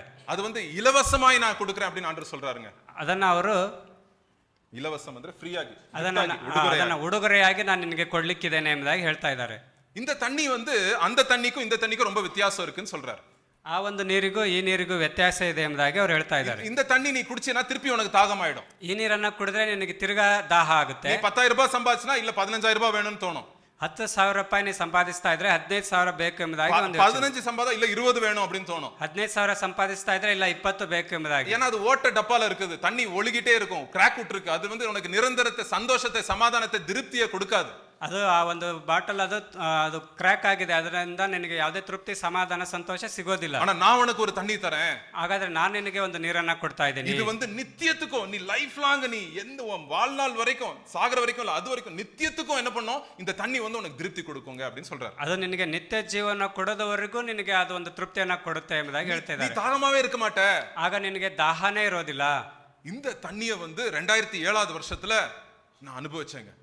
ಈ ಒಂದು ದಾಹವನ್ನ 2007ನೇ ವರ್ಷದಲ್ಲಿ ಸಹೋದರ ಅನುಭವಿಸಿದ್ದಾರೆ. ஒரு மாசம் ரூமுக்குள்ளே இருந்தேன். ಒಂದು ತಿಂಗಳು ಅವರು ರೂಮ್ ಒಳಗಡೆನೆ ಇದ್ರು. ஃப்ரெண்ட்ஸை போய் பார்க்க முடியல. ಸ್ನೇಹಿತರನ್ನ ಹೋಗಿ ನೋಡ್ಲಿಕ್ಕೆ ಆಗ್ಲಿಲ್ಲ. அவமானமாயிடும். ಅವಮಾನ ಆಗ್ಬಿಡುತ್ತೆ. ஆனா ஆண்டவர் என்னைக்கு நான் இந்த வசனத்தை நான் படிச்சனோ, ಯಾವಾಗ ಈ ವಚನವನ್ನ ಅವರು ಓದಿದ್ರು, ஆண்டவர் எனக்கு விடுதலை கொடுத்துட்டாரு. ಆಗ ದೇವರು ಅವರಿಗೆ ಬಿಡುಗಡೆಯನ್ನ ಕೊಟ್ಟರು. ஆண்டவரே இந்த தண்ணி எனக்கு வேணும். ದೇವರೇ ನನಗೆ ಈ ರೀತಿಯಾದಂತ ನೀರು ಬೇಕು. ஐயோ மனுஷன் என்ன நினைச்சாலும் நினைச்சிட்டு போட்டோம். ಆ ಮನುಷ್ಯ ಏನಾದ್ರೂ ನೆನೆಸಿ ಹೋಗ್ಲಿ. மனுஷன் என்ன நேத்து பெரியவன்வா நாளைக்கு சின்னவன்வா, அவன் என்ன நினைச்சாலும் நினைச்சிட்டு போட்டோம். ಮನುಷ್ಯ ಈ ದಿನ ದೊಡ್ಡವನು ಅಂತ ಹೇಳ್ತಾನೆ, ಅನಂತರ ಚಿಕ್ಕವನು ಅಂತ ಹೇಳ್ತಾನೆ. ಅವನು ಏನಾದ್ರೂ ನೆನೆಸ್ಕೊಂಡು ಬಿಟ್ಬಿಡ್ಲಿ. ஆனா என்ன நினைச்சு நீங்க இந்த தண்ணியை கொடுக்குறீங்களா ஆண்டவரே, அதுக்காக நான் நன்றி செலுத்துறேன் ஆண்டவரே அப்படி நான் நன்றி. ನೀನು ನನ್ನನ್ನ ನೆನೆಸಿ ಆ ಒಂದು ನೀರನ್ನ ಕೊಡ್ತಾ ಇದೆಯಲ್ಲ, ಹಾಗಾಗಿ ನಾನು ನಿನಗೆ ವಂದನೆಯನ್ನು ಸಲ್ಲಿಸ್ತೇನೆ. கிறிஸ்தவ வாழ்க்கையிலே நம்ம பெற்றுக்கொள்றதெல்லாம் கிஃப்ட்டுங்க, எல்லாம் கிஃப்ட். ಹಾಗಾಗಿ ಕ್ರೈಸ್ತರಾದಂತ ನಾವು ಪಡೆದುಕೊಳ್ಳುವಂತದ್ದೆಲ್ಲವೂ ಸಹ ನಮಗೆ ಒಂದು ಉಡುಗೊರೆಯಾಗಿದೆ. நீங்க பாப்பீங்க, நம்ம நாட்டுல வந்து இந்த போலீஸ் ஸ்டேஷன்ல எங்க பார்த்தாலும் இந்த லஞ்சத்தை நிறைய பேர் கொடுப்பாங்க. லஞ்சத்தை கொடுத்து ஒரு காரியத்தை வாங்கிக்குவாங்க அவங்க. ನಾವು ಅನೇಕ ಒಂದು ಸರ್ಕಾರಿ ಆಫೀಸ್ಗಳಲ್ಲಿ, ಪೊಲೀಸ್ ಸ್ಟೇಷನ್ಗಳಲ್ಲಿ ಲಂಚವನ್ನ ತೆಗೆದುಕೊಂಡು ಅವರ ಒಂದು ಕಾರ್ಯವನ್ನು ಮಾಡಿಕೊಡ್ತಾರೆ. லஞ்ச வேலை ஆகணும்னா லஞ்சம் கொடுக்கணும். ನಮಗೆ ಕೆಲಸ ಆಗ್ಬೇಕಂದ್ರೆ ಲಂಚವನ್ನ ಕೊಡ್ಬೇಕು. சோ இங்க நம்ம லைஃப்லயும் நம்ம ஏதாவது ஒரு காரியம் வந்து நம்ம ஆண்டர்ட்ட இப்படி பண்ணிட்டா எனக்கு இது கிடைச்சிருமா அப்படின்னு நிறைய வாட்டி நம்ம ஏசப்பாட்ட நம்ம வரோம். ಅನೇಕ ಸಾರಿ ನಾವು ಕೂಡ ಯೇಸು ಕ್ರಿಸ್ತರಿಗೆ ನಾವು ಇದನ್ನ ಕೊಟ್ರೆ ನಮಗೆ ಕೆಲಸ ಆಗ್ಬಿಡುತ್ತೆ ಎಂಬುದಾಗಿ ಯೇಸು ಬಳಿಗೆ ನಾವು ಬರ್ತೀವಿ. ஆனா ஆண்டவர் சொல்றாரு, gift தரேன், நான் உனக்கு ஒரு gift தரேன் அப்படின்னு வந்து 10வது வசனத்துல சொல்றாரு ஆண்டவர். ಅಲ್ಲಿ ಯೇಸು ಕ್ರಿಸ್ತರು ಹೇಳ್ತಾರೆ, ನಾನು ನಿನಗೆ ಒಂದು ಉಡುಗೊರೆಯನ್ನ ಕೊಡ್ತಾ ಇದ್ದೇನೆ ಎಂಬುದಾಗಿ. உனக்கு இந்த gift நான் உனக்கு தரேன் அப்படின்னு ஆண்டவர் சொல்றாரு. ನಾನು ನಿನಗೆ ಒಂದು ಗಿಫ್ಟ್ ಅನ್ನು, ಉಡುಗೊರೆಯನ್ನ ನಿನಗೆ ಕೊಡ್ತೇನೆ ಎಂಬುದಾಗಿ ಹೇಳ್ತಾ ಇದ್ದಾರೆ. மத்த மதத்துக்கும் கிறிஸ்தவ வாழ்க்கைக்கும் என்னங்க வித்தியாசம் தெரியுமா? ಹಾಗಾದ್ರೆ ಬೇರೆ ಮತದವರಿಗೂ ಕ್ರೈಸ್ತರ ಜೀವಿತಕ್ಕೂ ಏನು ವ್ಯತ್ಯಾಸ? ஒரு ஏணி இருக்குது பாருங்க, ஒரு ஏணி இருக்கட்டும். ಒಂದು ಏಣಿ ಇದೆ ಅನ್ಕೊಳ್ಳಿ. அந்த ஏணியில சில ஏணி ஏற ஏற ஏற நீங்க மேல போயிருவீங்க. ಆ ಏಣಿಯನ್ನ ಏರ್ತಾ ನಾವು ಮೇಲೆ ಹೋಗ್ತೀವಿ. மத்த மதங்கள் என்ன சொல்லுது? ಬೇರೆ ಮತಗಳೇನು ಹೇಳುತ್ತೆ? ஐயா நீ வந்து இப்படி செய்யணும், சாமிக்காக இது பண்ணணும், இது பண்ணணும், இது பண்ணினா நீ மேல போயிடுவே, சாமி கிட்ட போயிடுவே அப்படின்னு சொல்றாங்க. ನೀನು ಸ್ವಾಮಿಗೆ ಈ ರೀತಿಯಾಗಿ ಮಾಡಬೇಕು, ಅನಂತರ ಹೀಗೆ ಹೀಗೆ ಮಾಡಿದ್ರೆ ನೀನು ಮೇಲೆ ಹೋಗ್ತೀಯ ಎಂಬುದಾಗಿ ಹೇಳ್ಕೊಡ್ತವೆ. ஆனா கிறிஸ்தவ வாழ்க்கையில மட்டும்தான், ಆದ್ರೆ ಕ್ರೈಸ್ತರ ಜೀವಿತದಲ್ಲಿ ಮಾತ್ರ இயேசு கிறிஸ்து, ಯೇಸು ಕ್ರಿಸ್ತರು, பாவமே அறியாத இயேசு கிறிஸ்து, ಪಾಪವನ್ನೇ ಅರಿಯದ ಯೇಸು ಕ್ರಿಸ್ತರು நம்மளோட கூட நம்மளுக்கு இறங்கி வராருங்க. படியில இருந்து மேல இருக்கிறவர் நம்மளுக்கு இறங்கி கீழே வராருங்க. ಅವರು ಮೇಲಿರುವಂತವರು ನಮಗಾಗಿ ಕೆಳಗೆ ಇಳಿದು ಬಂದಿದ್ದಾರೆ. இறங்கி வந்து என்ன பண்றாரு? நம்மள தூக்குறாருங்க. ಅವರು ಕೆಳಗೆ ಇಳಿದು ಬಂದು ಅವರು ನಮ್ಮನ್ನ ಎತ್ತಿದ್ದಾರೆ. தண்ணி வச்சு நம்மள கழுவுறாருங்க. ಆ ನೀರನ್ನ ಹಾಕಿ ನಮ್ಮನ್ನ ತೊಳೆದಿದ್ದಾರೆ. நம்ம இருதயத்தின் ஆழமான இருதயத்தின் வாஞ்சையை அவர் திருப்திப்படுத்துறாருங்க. ನಮ್ಮ ಹೃದಯದ ಆಳದಲ್ಲಿರುವಂತ ಆಸೆಯನ್ನು ಅವರು ತೃಪ್ತಿಪಡಿಸ್ತಾ ಇದ್ದಾರೆ. எனக்கு இருதயத்துல ஒரு விடுதலை கொடுக்கறாரு. ನಮ್ಮ ಹೃದಯದಲ್ಲಿ ಒಂದು ಬಿಡುಗಡೆಯನ್ನ ಕೊಟ್ಟಿದ್ದಾರೆ. நான் பில்ட் அப் காட்ட வேண்டாம் ஜனங்கிட்ட இனிமே. ನಾನು ಹೋಗಿ ಆ ಜನಗಳ ಹತ್ರ ಬಿಲ್ಡ್ ಅಪ್ ತೋರಿಸೋದು ಬೇಡ. என் சொந்தக்கார முன்னாடி நான் பெரிய ஆளுன்னு காட்டுறது அவசியமே இல்ல. ನಾನು ನನ್ನ ಸ್ವಂತದವರ ಹತ್ರ ಹೋಗಿ ನಾನು ದೊಡ್ಡ ವ್ಯಕ್ತಿ ಎಂಬುದಾಗಿ ಹೇಳುವಂತ ಅವಶ್ಯಕತೆ ಇಲ್ಲ. நான் இந்த கார்ல வந்து இறங்கின உடனே நான் பெரிய ஆளுன்னு காட்டுற இமேஜ் காட்ட தேவையில்லை. ನಾನು ಒಂದು ದೊಡ್ಡ ಕಾರಲ್ಲಿ ಬಂದು ಹೇಳಿದ್ರೆ ನಾನು ದೊಡ್ಡ ವ್ಯಕ್ತಿ ಎಂಬುದಾಗಿ ಹೇಳುವಂತ ಇಮೇಜ್ ಬೇಕಾಗಿಲ್ಲ. நான் படிச்சிட்டேன்றது பெரிய படிப்பை நான் காட்ட தேவையில்லை. ನಾನು ಚೆನ್ನಾಗಿ ಓದಿದೆ ಅನ್ನುವಂತ ಒಂದು ದೊಡ್ಡ ವಿದ್ಯೆಯನ್ನು ತೋರಿಸುವ ಅವಶ್ಯಕತೆ ಇಲ್ಲ. எனக்கு கிறிஸ்து தான் என்னுடைய என்னது ஜீவன். ನನಗೆ ಕ್ರಿಸ್ತನೇ ನನಗೆ ಜೀವವಾಗಿದ್ದಾನೆ. அது ஒரு விடுதலை கொடுத்துரும் நம்ம லைஃப்ல. ಅದು ನಮ್ಮ ಜೀವಿತದಲ್ಲಿ ಒಂದು ಬಿಡುಗಡೆಯನ್ನು ಕೊಟ್ಟಿದೆ. நம்ம லைஃப்ல என்ன ஆனாலும் நம்ம கண்டுக்க மாட்டோம். ஐயோ பரவாயில்லை, கர்த்தருக்கு ஸ்தோத்திரம் அப்படின்னு சொல்லுவோம். ನಾವು ನಮ್ಮ ಜೀವಿತದಲ್ಲಿ ಏನಾದ್ರೂ ಪರವಾಗಿಲ್ಲ, ಕರ್ತರಿಗೆ ಸ್ತೋತ್ರ ಎಂಬುದಾಗಿ ನಾವು ಹೇಳ್ತೇವೆ. யோபு சொன்னது போல கர்த்தர் கொடுத்தார், கர்த்தர் எடுத்தார், கர்த்தருக்கு என்னது ஸ்தோத்திரம் அப்படின்னு சொல்லிடுவோம். ಇಲ್ಲಿ ಯೋಬ ಹೇಳಿದಾಗೆ ದೇವರೇ ಕೊಟ್ಟರು, ದೇವರೇ ತೆಗೆದುಕೊಂಡ್ರು, ದೇವರಿಗೆ ಸ್ತೋತ್ರ ಎಂಬುದಾಗಿ. சோ இந்த ஜீவ தண்ணீர் வந்து என்ன பண்ணும்? ಹಾಗಾಗಿ ಇಲ್ಲಿ ಜೀವ ಜಲವಾದ ನೀರು ಏನ್ ಮಾಡುತ್ತೆ? தண்ணி பார்த்திருக்கீங்களா நீங்க? தண்ணி பத்தி பார்த்திருக்கீங்களா நீங்க? நீரன் ನೋಡಿದಿರಾ? ನೀರನ್ನೆಲ್ಲ ನೀವು ನೋಡಿರ್ತೀರಲ್ವಾ? அது எப்படின்னா, இந்த பில்டிங் கட்டும்போது இந்த இடத்துல ஈரமா இருந்துச்சு, இந்த சைடுலாம் ஈரமா இருந்துச்சு. ಆ ಬಿಲ್ಡಿಂಗ್ ಕಟ್ಟುವಾಗ ಈ ಕಡೆ ಭಾಗ ಸ್ವಲ್ಪ ಒದ್ದೆ ಆಗ್ತಾ ಇದೆ. அந்த சைடுல மாடியில இருக்கிற மொட்டை மாடியில தண்ணி வர்றது இந்த இடத்துல இறங்குதுங்க. ಅಲ್ಲಿ ಮೇಲ್ಗಡೆ ಭಾಗದಿಂದ ನೀರು ಸುರಿಯುವಂಥದ್ದು ಅದು ಇಲ್ಲಿ ಬಂದು ನಮಗೆ ಕೆಳಗಡೆ ಇಳಿತಾ ಇತ್ತು. 2 ಫ್ಲೋರ್ல இருந்து தாண்டி வருது தண்ணி. ಅದು 2 ಫ್ಲೋರ್ ಅನ್ನ ದಾಟ್ಕೊಂಡು ಇಲ್ಲಿ ಬರ್ತಾ ಇತ್ತು. சோ தண்ணி என்ன பண்ணும்? ನೀರು ಏನ್ ಮಾಡುತ್ತೆ? அந்த தண்ணி எல்லா முடுக்கு நூளைங்களுக்கும் போய் சேருங்க தண்ணி. ಆ ನೀರಿನ ಸ್ಥಿತಿ ಹೇಗಂದ್ರೆ ಎಲ್ಲೆಲ್ಲಿ ಅದಕ್ಕೆ ಕೆಳಗಡೆ ಹೋಗುವಂತ ಸ್ಥಳ ಇದೆ ಅಲ್ಲೆಲ್ಲ ಹೋಗಿ ಸೇರ್ಕೊಳ್ಳುತ್ತೆ. ஏசப்பா கொடுக்கிற அந்த ஜீவ தண்ணி என்னோட இருதயத்தின் கார்னர்ல இருட்டான இடத்துல எல்லா இடத்துலயும் போய் அந்த தண்ணி பண்ண என்ன பண்ணும்? தண்ணி அந்த இடத்துல போவோங்க. ಅಲ್ಲಿ ಯೇಸು ಕ್ರಿಸ್ತರು ಕೊಡುವಂತ ನೀರು ನಮ್ಮ ನಮ್ಮ ದೇಹದಲ್ಲಿ ಯಾವ್ಯಾವ ಸ್ಥಳಗಳಲ್ಲಿ ಹೋಗ್ಬೇಕಿದೆ ಅಲ್ಲಿ ಹೃದಯದಲ್ಲಿ ಹೋಗ್ಬೇಕಿದೆ ಅಲ್ಲೆಲ್ಲ ಹೋಗಿ ನಮಗೆ ಜೀವವನ್ನ அது ಕೊಡುವಂತ. போய் நம்மள தண்ணி இன்னொன்னு என்ன பண்ணும் தெரியுமா? என்ன பண்ணும்? தண்ணியே பார்க்காத மாதிரி பாக்குறீங்க எல்லாரும். என்ன தண்ணி என்ன பண்ணும்? தண்ணி ஓடும், தண்ணி கிளீன் பண்ணும், சுத்திகரிக்கும். ನೀರು ಹರಿದು ಹೋಗುತ್ತೆ ಮತ್ತೆ ಅದು ಸ್ವಚ್ಛಗೊಳಿಸುತ್ತೆ. கிளீன் பண்ணும் தண்ணியை. ಅದು ನೀರು ಸ್ವಚ್ಛಗೊಳಿಸುತ್ತೆ. நீங்க காலையிலே நடந்து வெளியே வாக்கிங் போயிட்டு வரீங்க, ನೀವು ಬೆಳಗ್ಗೆನೆ ವಾಕಿಂಗ್ ಹೋಗಿ ಬಂದಿರ್ತೀರಾ, இல்லாட்டி நீங்க ஒரு கஷ்டமான வேலை செஞ்சிருப்பீங்க, ಅಥವಾ ತುಂಬಾ ಕಷ್ಟಕರವಾದ ಕೆಲಸ ಮಾಡಿರ್ಬೋದು. வீட்டுக்கு வந்தோடனே என்ன பண்ணுவீங்க? ஃபர்ஸ்ட் ಮನೆಗೆ ಬಂದ ತಕ್ಷಣ ಏನ್ ಮಾಡ್ತೀವಿ? அழுக்கா இருக்கிற காலையும் கை மூஞ்செல்லாம் என்ன பண்ணுவீங்க? கழுவும். க்ளீன் பண்ணுது தண்ணி. ನಮ್ಮ ಕೈ ಕಾಲುಗಳನ್ನ ನಾವು ಸ್ವಚ್ಛವಾಗಿ ತೊಳ್ಕೊಳ್ತೀವಿ. ಈಗ ನೀರು ನಮ್ಮನ್ನ ಸ್ವಚ್ಛಗೊಳಿಸುತ್ತೆ. ஏசப்பா கொடுக்கிற இந்த ஜீவ தண்ணீர் என் இருதயத்தின் ஆழத்துக்கு போய் எல்லாத்தையும் க்ளீன் பண்ணும். ஐயோ நீ இது மேல ஆசை வச்சிருக்கிற, இந்த இதுல இதை எடுத்து நான் ஏசப்பா மட்டும் தான் ஆசையா இருக்கணும் இருதயத்துல அப்படின்னு என்ன பண்ணுது? க்ளீன் பண்ணுதுங்க. ಹಾಗಾಗಿ ಯೇಸು ಕ್ರಿಸ್ತರು ಕೊಡುವಂತ ಒಂದು ಜೀವದಕರವಾದ ನೀರು ನಮ್ಮ ಹೃದಯವನ್ನ ಸ್ವಚ್ಛಗೊಳಿಸುವಂತದ್ದಾಗಿದೆ. இது வந்து சாதாரண தண்ணீர். இது வந்து நம்மளுக்கு என்ன தாகத்தை தீர்க்கும், ஒரு அரை மணி நேரத்துக்கு தாகத்தை தீர்க்கும் இந்த தண்ணி. ಈ ಒಂದು ನೀರು ನಮಗೆ ಅರ್ಧ ಗಂಟೆ ದಾಹವನ್ನ ತೀರಿಸುವಂತ ನೀರು ஆனா ಇದಾಗಿದೆ. இந்த வசனம் என்ன சொல்லுது? ಆದ್ರೆ ಇಲ್ಲಿ ವಚನ ಏನ್ ಹೇಳುತ್ತೆ? ஜீவனுள்ள தண்ணி, ಇದು ಜೀವವುಳ್ಳ ನೀರು. இது வந்து உனக்கு தாகத்தை எப்பவும் திருப்தி ஆக்கிட்டே இருக்கும் உனக்கு அப்படின்னு சொல்லுது. ಇದು ಯಾವಾಗ್ಲೂ ನಿನಗೆ ತೃಪ್ತಿಯನ್ನೇ ಕೊಡುವಂತದ್ದಾಗಿರುತ್ತೆ ಎಂಬುದಾಗಿ இந்த தண்ணி ஏசப்பா கொடுக்கறாருங்க. ಈ ಒಂದು ನೀರನ್ನ ಯೇಸು ಕ್ರಿಸ್ತರು ಕೊಡ್ತಾ ಇದ್ದಾರೆ. இதை நம்ம பெற்றுக்கொள்ளணுங்க எல்லாரும். ಇದನ್ನ ನಾವು ಎಲ್ಲರೂ ಪಡೆದುಕೊಳ್ಳಬೇಕಿದೆ. பயம் போயிடுங்க நம்ம லைஃப்ல இருந்து. ಆಗ ನಮ್ಮ ಭಯ ಎಲ್ಲ ನಮ್ಮ ಜೀವಿತದಿಂದ ஒரு ಹೋಗ್ಬಿಡುತ್ತೆ. புது தைரியம் வரும் நம்மளுக்குள்ள. ನಮಗೆ ಹೊಸ ಒಂದು ಧೈರ್ಯ ಬರುತ್ತೆ. ஒரு வாஞ்சை வரும் நம்மளுக்குள்ள. ಒಂದು ಹೊಸದಾದಂತ ಒಂದು ಆಸೆ ನಮ್ಮಲ್ಲಿ ಬರುತ್ತೆ. இயேசுக்காக வாழ நம்ம ஸ்டார்ட் பண்ணிடுவோம். ಆಗ ನಾವು ಯೇಸು ಕ್ರಿಸ್ತನಾಗಿ ಬಾಳೋದಕ್ಕೆ ಪ್ರಾರಂಭಿಸ್ತೀವಿ. நம்ம பலி வாங்கணும்ன்ற தன்மை போயிடும் நம்ம கிட்ட. ரிவெஞ்ச் எடுக்க மாட்டோம் ஜனங்க மேல. ನಾವು ಯಾರಿಗಾದ್ರೂ ಬಲಿ ತೆಗೆದುಕೋಬೇಕನ್ನುವಂತ ಒಂದು ರಿವೆಂಜ್ ಅನ್ನುವಂತ ಭಾವನೆ ಹೊರಟು ಹೋಗುತ್ತೆ. சோ ரொம்ப நம்ம ஆண்டவர் விடுதலையோட நம்மளை வந்து நடத்துவாருங்க. ಆಗ ನಮ್ಮ ದೇವರು ನಮ್ಮನ್ನ ತುಂಬಾ ಬಿಡುಗಡೆಯಲ್ಲಿ ನಮ್ಮನ್ನ ನಡೆಸ್ತಾರೆ. யாருக்கு இது ரொம்ப தண்ணி இனிப்பா இருக்கும்? யாருக்கு தண்ணி இனிப்பா இருக்கும்? யாருக்கு? தாகம் உள்ளவர்களுக்கு. இதான் ஏசப்பா சொன்னாரு. யோவான் 7வது அதிகாரம் 37-38 படிங்க. எல்லாருக்கும் தெரிஞ்ச வசனம். யோவான் 7 சத்தமிட்டு ஏசப்பா ஒரு காரியத்தை சொல்றாரு. ஜனக்கூட்டத்துல சத்தமா சொல்றாரு. லைட்டா பேசல, சத்தமா கூப்பிட்டு பேசுறாரு. என்ன சொல்றாரு ஆண்டவரு? பண்டிகையின் கடைசி நாளாகிய பிரதான நாளிலே இயேசு நின்று சத்தமிட்டு ஒருவன் தாகமாயிருந்தால், ஒருவன் என்னவா இருந்தால்? தாகமாயிருந்தால் என்னிடத்தில் வந்து பானம் பண்ண கடவன்.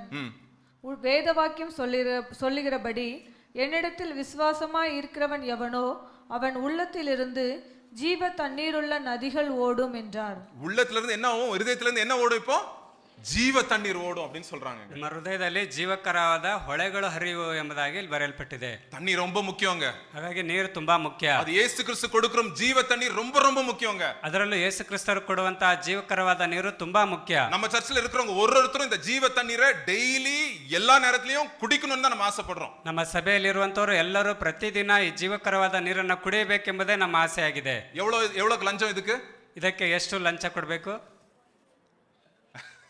இலவசமாய் கொடுக்கிறார் ஆண்டவர். ಅವರು ಅದನ್ನ ನಮ್ಮ ಉಚಿತವಾಗಿ ನಮಗೆ ಕೊಟ್ಟಿದ್ದಾರೆ. இலவசமா? ஓகே ஓகே, ஃப்ரீ நான் வாங்கிக்கிறேன்.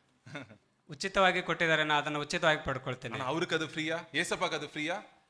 இல்லங்க. யோசித்து பாருங்க. ஏசப்பாக்கு அது ஃப்ரீ இல்ல. ಯೇಸು ಸ್ವಾಮಿಗೆ ಅದು ಫ್ರೀ ಆಗಿಲ್ಲ. நம்மளுக்கு அது ஃப்ரீ. ನಮಗೆ ಅದು ಮಾತ್ರ ಫ್ರೀ ಆಗಿದೆ. ஏசப்பாக்கு ஃப்ரீ இல்லங்க. அது ಯೇಸು ಕ್ರಿಸ್ತರಿಗೆ ಫ್ರೀ ಆಗಿಲ್ಲ.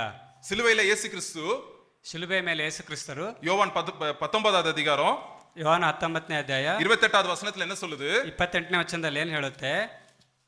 அதன் பின்பு எல்லாம் முடிந்தது என்று இயேசு அறிந்து வேத வாக்கியம் நிறைவேறத்தக்கதாக தாகமாய் இருக்கிறேன் என்றார். என்ன சொன்னார் ஏசப்பா? தாகமா இருக்கிறேன்னு சிலுவையில சொன்னாருங்க. ಅಲ್ಲಿ ಯೇಸು ಕ್ರಿಸ್ತರ ಶಿಲುಬೆಯಲ್ಲಿ ನನಗೆ ನೀರಡಿಕೆಯಾಗಿದೆ, ದಾಹವಾಗಿದೆ ಎಂಬುದಾಗಿ ಹೇಳಿದ್ರು. இந்த ஸ்திரீ கிட்ட ஆண்டவர் என்ன சொன்னாரு? என்கிட்ட வந்தா என்ன இருக்கு? வந்துட்ட ಜೀವ ತಣ್ಣೀರು ಇருக்கு அப்படின்னு சொல்றாரு. ಆ ಸ್ತ್ರೀ ಹತ್ರ ಯೇಸು ಕ್ರಿಸ್ತರು ಹೇಳಿದ್ರು, ನನ್ನ ಹತ್ರ ಬಂದ್ರೆ ನಿನಗೆ ಜೀವಕರವಾದ ನೀರು ಸಿಗುತ್ತೆ ಎಂಬುದಾಗಿ. ಸಿಲುಬೆಯಲ್ಲಿ ಅದೇ ಯೇಸು ಕ್ರಿಸ್ತ என்ன சொல்றாரு? ಶಿಲುಬೆಯಲ್ಲಿ ಯೇಸು ಕ್ರಿಸ್ತರು ಏನು ಹೇಳ್ತಾ ಇದ್ದಾರೆ? தாகமா இருக்குன்னு சொல்றாரு. ನನಗೆ ದಾಹವಾಗಿದೆ ಎಂಬುದಾಗಿ ಹೇಳ್ತಾ ಇದ್ದಾರೆ. யாருக்காக தாகமானாரு? ಇದು ಯಾರಿಗಾಗಿ ಅವರು ದಾಹವಾಗಿದ್ದಾರೆ? யாருக்காகங்க? நம்மளுக்காக. ஆமென். நம்மளுக்காக இயேசு கிறிஸ்து தாகமானார். ಅವರು ನಮಗಾಗಿ ದಾಹವಾಗಿದ್ದಾರೆ. அங்க ஏசாயா 50வது அதிகாரத்துல நீங்க திருப்ப வேண்டாம். ஒரு இடத்துல என்ன சொல்லுதுன்னா, ஏசாயா 50ನೇ ಅಧ್ಯಾಯದಲ್ಲಿ ಏನ್ ಹೇಳ್ತಾ ಇದೆ ಅಂದ್ರೆ, அவருடைய தாடியை ஏசப்பா தாடியை கொடுத்தாராம். பிடிச்சி இழுக்கிறதுக்கு, இந்த எடுத்துக்க தாடி அப்படின்னு ஏசப்பா அலோ பண்ணாராம் தாடியை பிடிச்சி இழுக்கிறதுக்கு. ಅಲ್ಲಿ ಯೇಸು ಕ್ರಿಸ್ತನ ದಾಡಿಯನ್ನ ಹಿಡಿದು ಎಳೆಯಿರೋದಕ್ಕೆ ಅವಕಾಶ ಕೊಟ್ಟರು ಎಂಬುದಾಗಿ. முதுவை காமிச்சாராம், அப்படி முதுவை காமிச்சாராம், அடிச்சுங்க முதுவை அடிச்சுங்க அப்படின்னு ஏசப்பா முதுவை காட்டுறாராம். ಅವರು ಬೆನ್ನನ್ನ ತೋರಿಸಿದ್ರು, ನನಗೆ ಹೊಡೆಯಿರಿ ಎಂಬುದಾಗಿ. கண்ணத்தை காட்டுறாராம், நீங்க கப்பாலಕ್ಕೆ ಅಂದ್ರೆ கண்ணத்துல அரைங்க அப்படின்னு ஏசப்பா கண்ணத்தை காட்டுறாராம். ಅವರು ಕೆನ್ನೆಯನ್ನ ತೋರಿಸಿದ್ರು, ನನಗೆ ಹೊಡೆಯಿರಿ ಎಂಬುದಾಗಿ. அவங்க அடிச்ச அடியில இயேசு கிறிஸ்து மூஞ்சே வந்து விகாரம் ஆயிருச்சு. அது அது அது யார் மூஞ்சினே தெரியல, அது இயேசு கிறிஸ்துனே தெரியலையாங்க. ಅವ್ರಿಗೆ ಹೊಡೆದಂತ ಹೊಡೆತದಿಂದ ಅವರ ಮುಖವೇ ವಿಕಾರವಾಯ್ತು. ಅವ್ರು ಯೇಸು ಕ್ರಿಸ್ತರೇ ಅನ್ನುವಂಥದ್ದು ಗೊತ್ತಾಗದೇ ಇರುವಂತ ಸ್ಥಿತಿ. ஜீவ தண்ணீர் ஃப்ரீயா இல்லையா? ಹಾಗಾದ್ರೆ ಆ ಜೀವಕರವಾದ ನೀರು ಉಚಿತನಾ ಅಥವಾ ಇಲ್ವಾ? இயேசு கிறிஸ்துக்கு அது வந்து என்னது பயங்கர காஸ்ட்லி.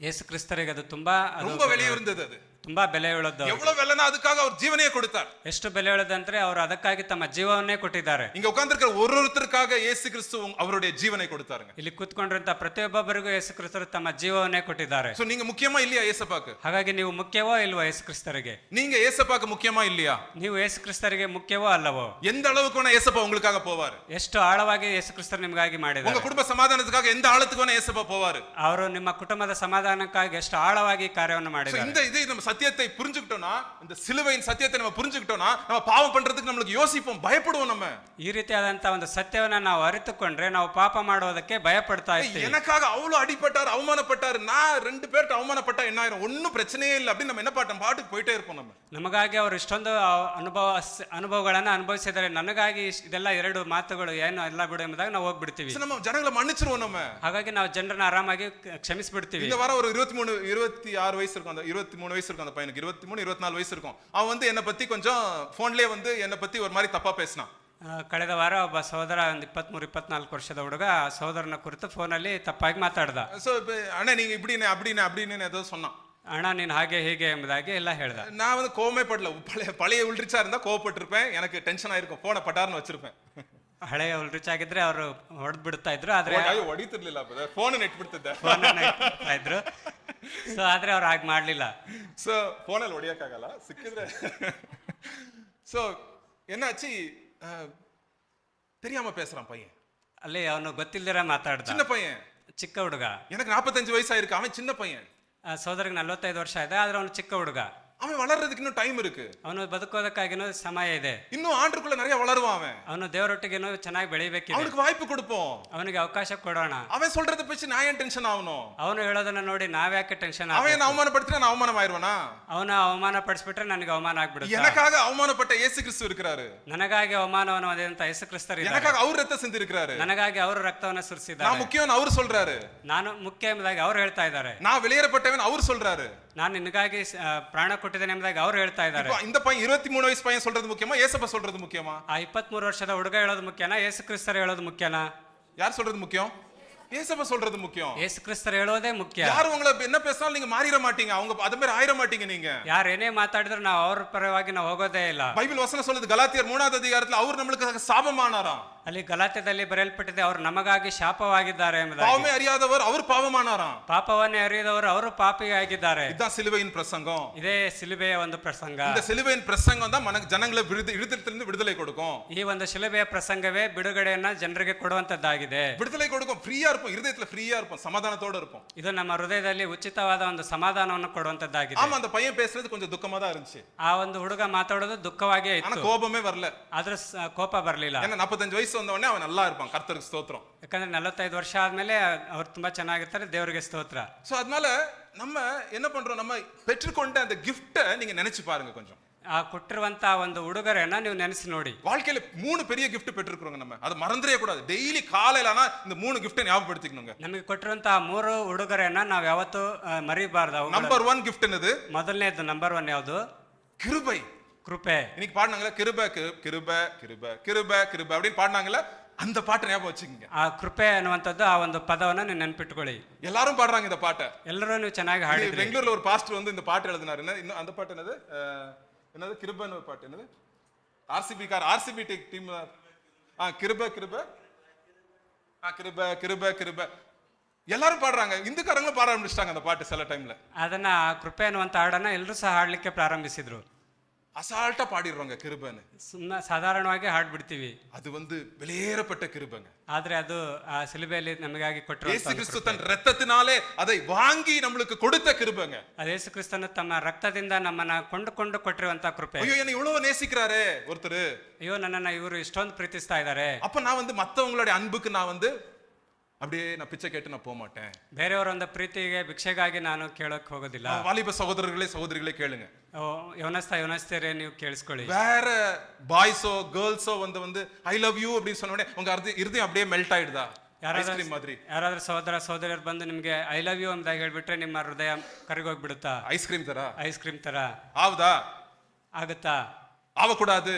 ಹಾಗಾಗಬಾರ್ದು. திருமணத்துக்கு அப்புறம் உங்க வைஃப் சொன்னா மெல்ட் ஆகட்டும். ಅದು ಮದುವೆ ನಂತರ ಅದು ಕರಗಬೇಕು. ಎಂತಿ ಹೇಳಿದ್ರೆ ಪರವಾಗಿಲ್ಲ. ಅದು ಹೆಂಡತಿ ಹೇಳಿದ್ರೆ ಅದು ಪರವಾಗಿಲ್ಲ, ಕರಗಬೇಕು.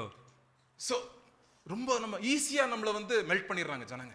ಜನರು ನಮ್ಮನ್ನ ಅದನ್ನ ತುಂಬಾ ಸರಳವಾಗಿ ಕರಗಿಸ್ಬಿಡ್ತಾರೆ. ஏன்னா நம்ம வந்துட்டு நம்ம இருதய திருப்தியை வந்து ஜனங்கிட்ட நம்ம தேடிறோம் நிறைய வாட்டி. ಯಾಕಂದ್ರೆ ಆ ಒಂದು ತೃಪ್ತಿಯನ್ನ ನಾವು ಜನರ ಹತ್ರ ಹುಡುಕ್ತಾ ಇರ್ತೀವಿ ಅನೇಕ ಸಾರಿ. நம்ம ஆண்டவர் என்னை எவ்வளவாய் நேசிக்கிறார் அப்படின்ற அந்த உணர்ச்சி, அந்த கிருபையை பத்தி நம்ம நினைக்கும் போது ஜனங்க நம்மள மேல தூக்குனாலும் நம்ம மேல போயிட மாட்டோம், கீழே தூக்குனாலும் நம்ம வந்து தரையோட நம்ம என்ன ஆயிர மாட்டோம், நஞ்சு போயிட மாட்டோம். ಯೇಸು ಕ್ರಿಸ್ತರು ನಮ್ಮನ್ನ ತುಂಬಾ ಎಷ್ಟು ಆಳವಾಗಿ ಪ್ರೀತಿಸ್ತಾರೆ ಅನ್ನುವಂತ ಒಂದು ಅರಿವು ನಮ್ಮಲ್ಲಿ ಬಂದ್ರೆ ಜನರು ನಮ್ಮನ್ನ ಕೆಳಗೆ ಮೇಲೆ ತೆಗೆದುಕೊಂಡೋದ್ರು ನಾವು ಅದಕ್ಕೆ ಎದುರೋದಿಲ್ಲ. இதனாலதான் அப்போஸ்தலன் பவுல் சொல்றாரு, உங்களுடைய சரீரம் தேவனுடைய என்னது சர்ச், உங்க சரீரம் வந்து ஒரு சர்ச் அப்படின்னு சொல்றாரு அவரு. ಇಲ್ಲಿ ಪೌಲ ಹೇಳ್ತಾ ಇದ್ದಾರೆ, ನಿಮ್ಮ ಶರೀರವು ಒಂದು ಸಭೆ ಎಂಬುದಾಗಿ. என் சர்ச்சை கெடுத்துக்கிறதுக்கு நான் எதுவும் பண்ண மாட்டேங்க, தப்பு பண்ண மாட்டோம்ல, சர்ச்சில் வந்து யாரும் தப்பு பண்ண மாட்டோம். சோ என் பாடியே ஒரு சர்ச், நான் ஏன் தப்பு பண்ணோம் என் பாடியை வச்சுக்கிட்டு? ಹಾಗಾಗಿ ಈ ಸಭೆನ ನಾನು ಕೆಡಿಸೋದಿಲ್ಲ, ಹಾಗಾಗಿ ನನ್ನ ದೇಹವನ್ನು ಇಟ್ಕೊಂಡು ನಾನೇ ತಪ್ಪು ಮಾಡಲಿ ಎಂಬುದಾಗಿ ಅವನು ಹೇಳ್ತಾ ಇದ್ದಾನೆ. இந்த சரீரத்தை கெடுக்கும் மாதிரி காரியங்களை நான் செய்ய மாட்டேன். ಈ ಶರೀರವನ್ನು ಹಾಳು ಮಾಡುವಂತ ಕೆಲಸ ಕಾರ್ಯಗಳನ್ನ ನಾನು ಮಾಡೋದಿಲ್ಲ.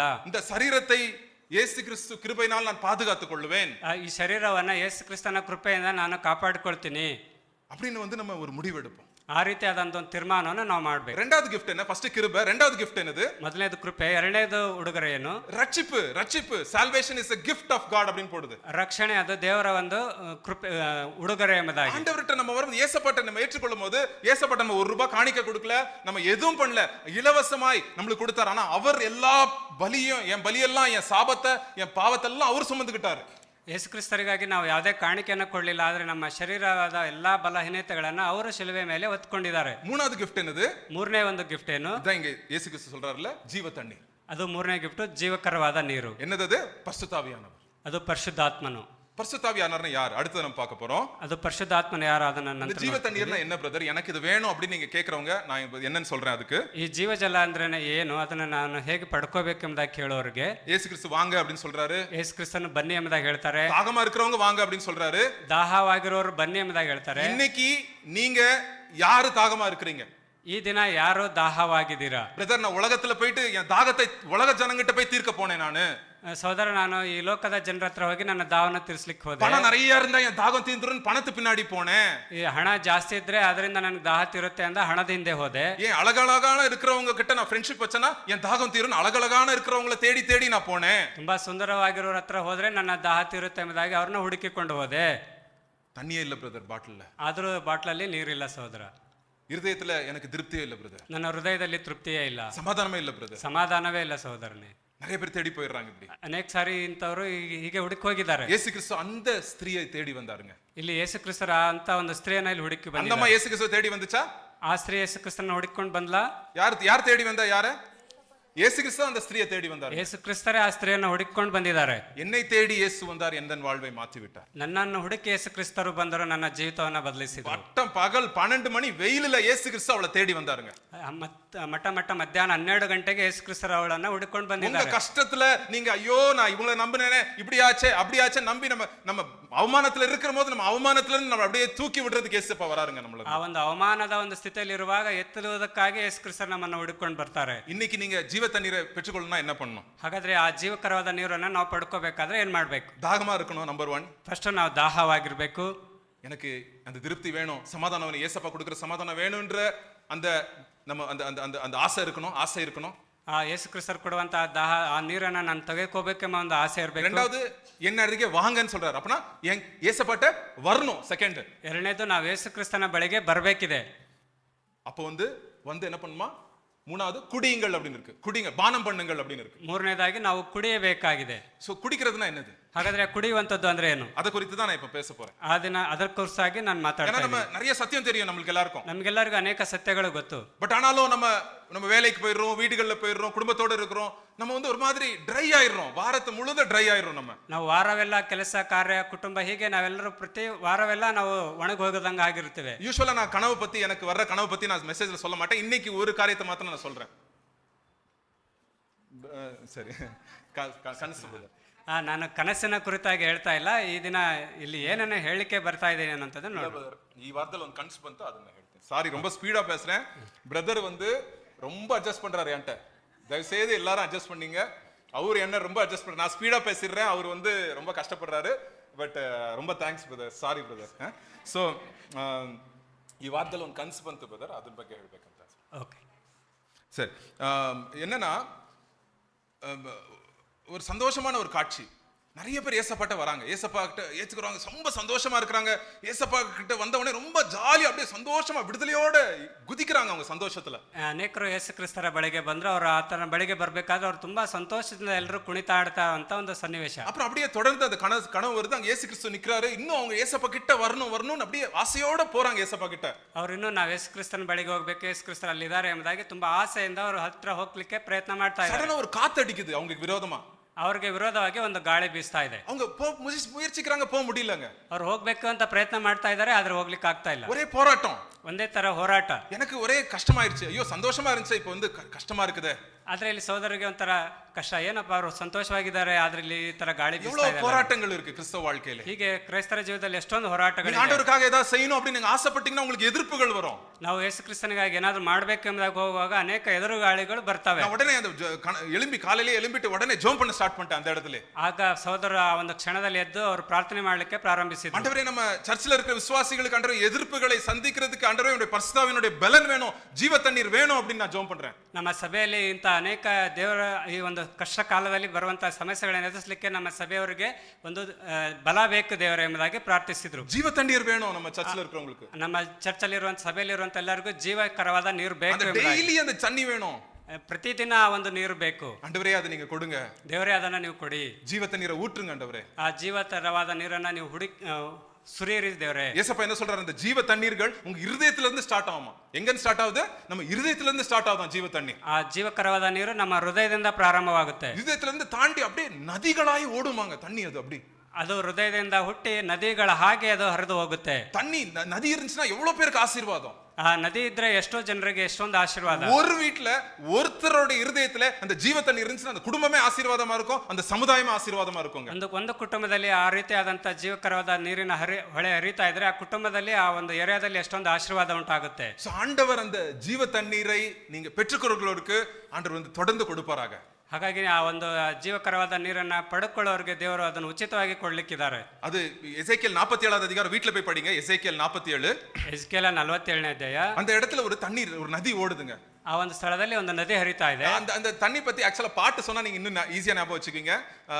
ஜீவ தண்ணீரே ஆவியானவரே வற்றாத நதியாக வாரும் போதகரே அப்படின்னு ஒரு பாட்டு இருக்குங்க.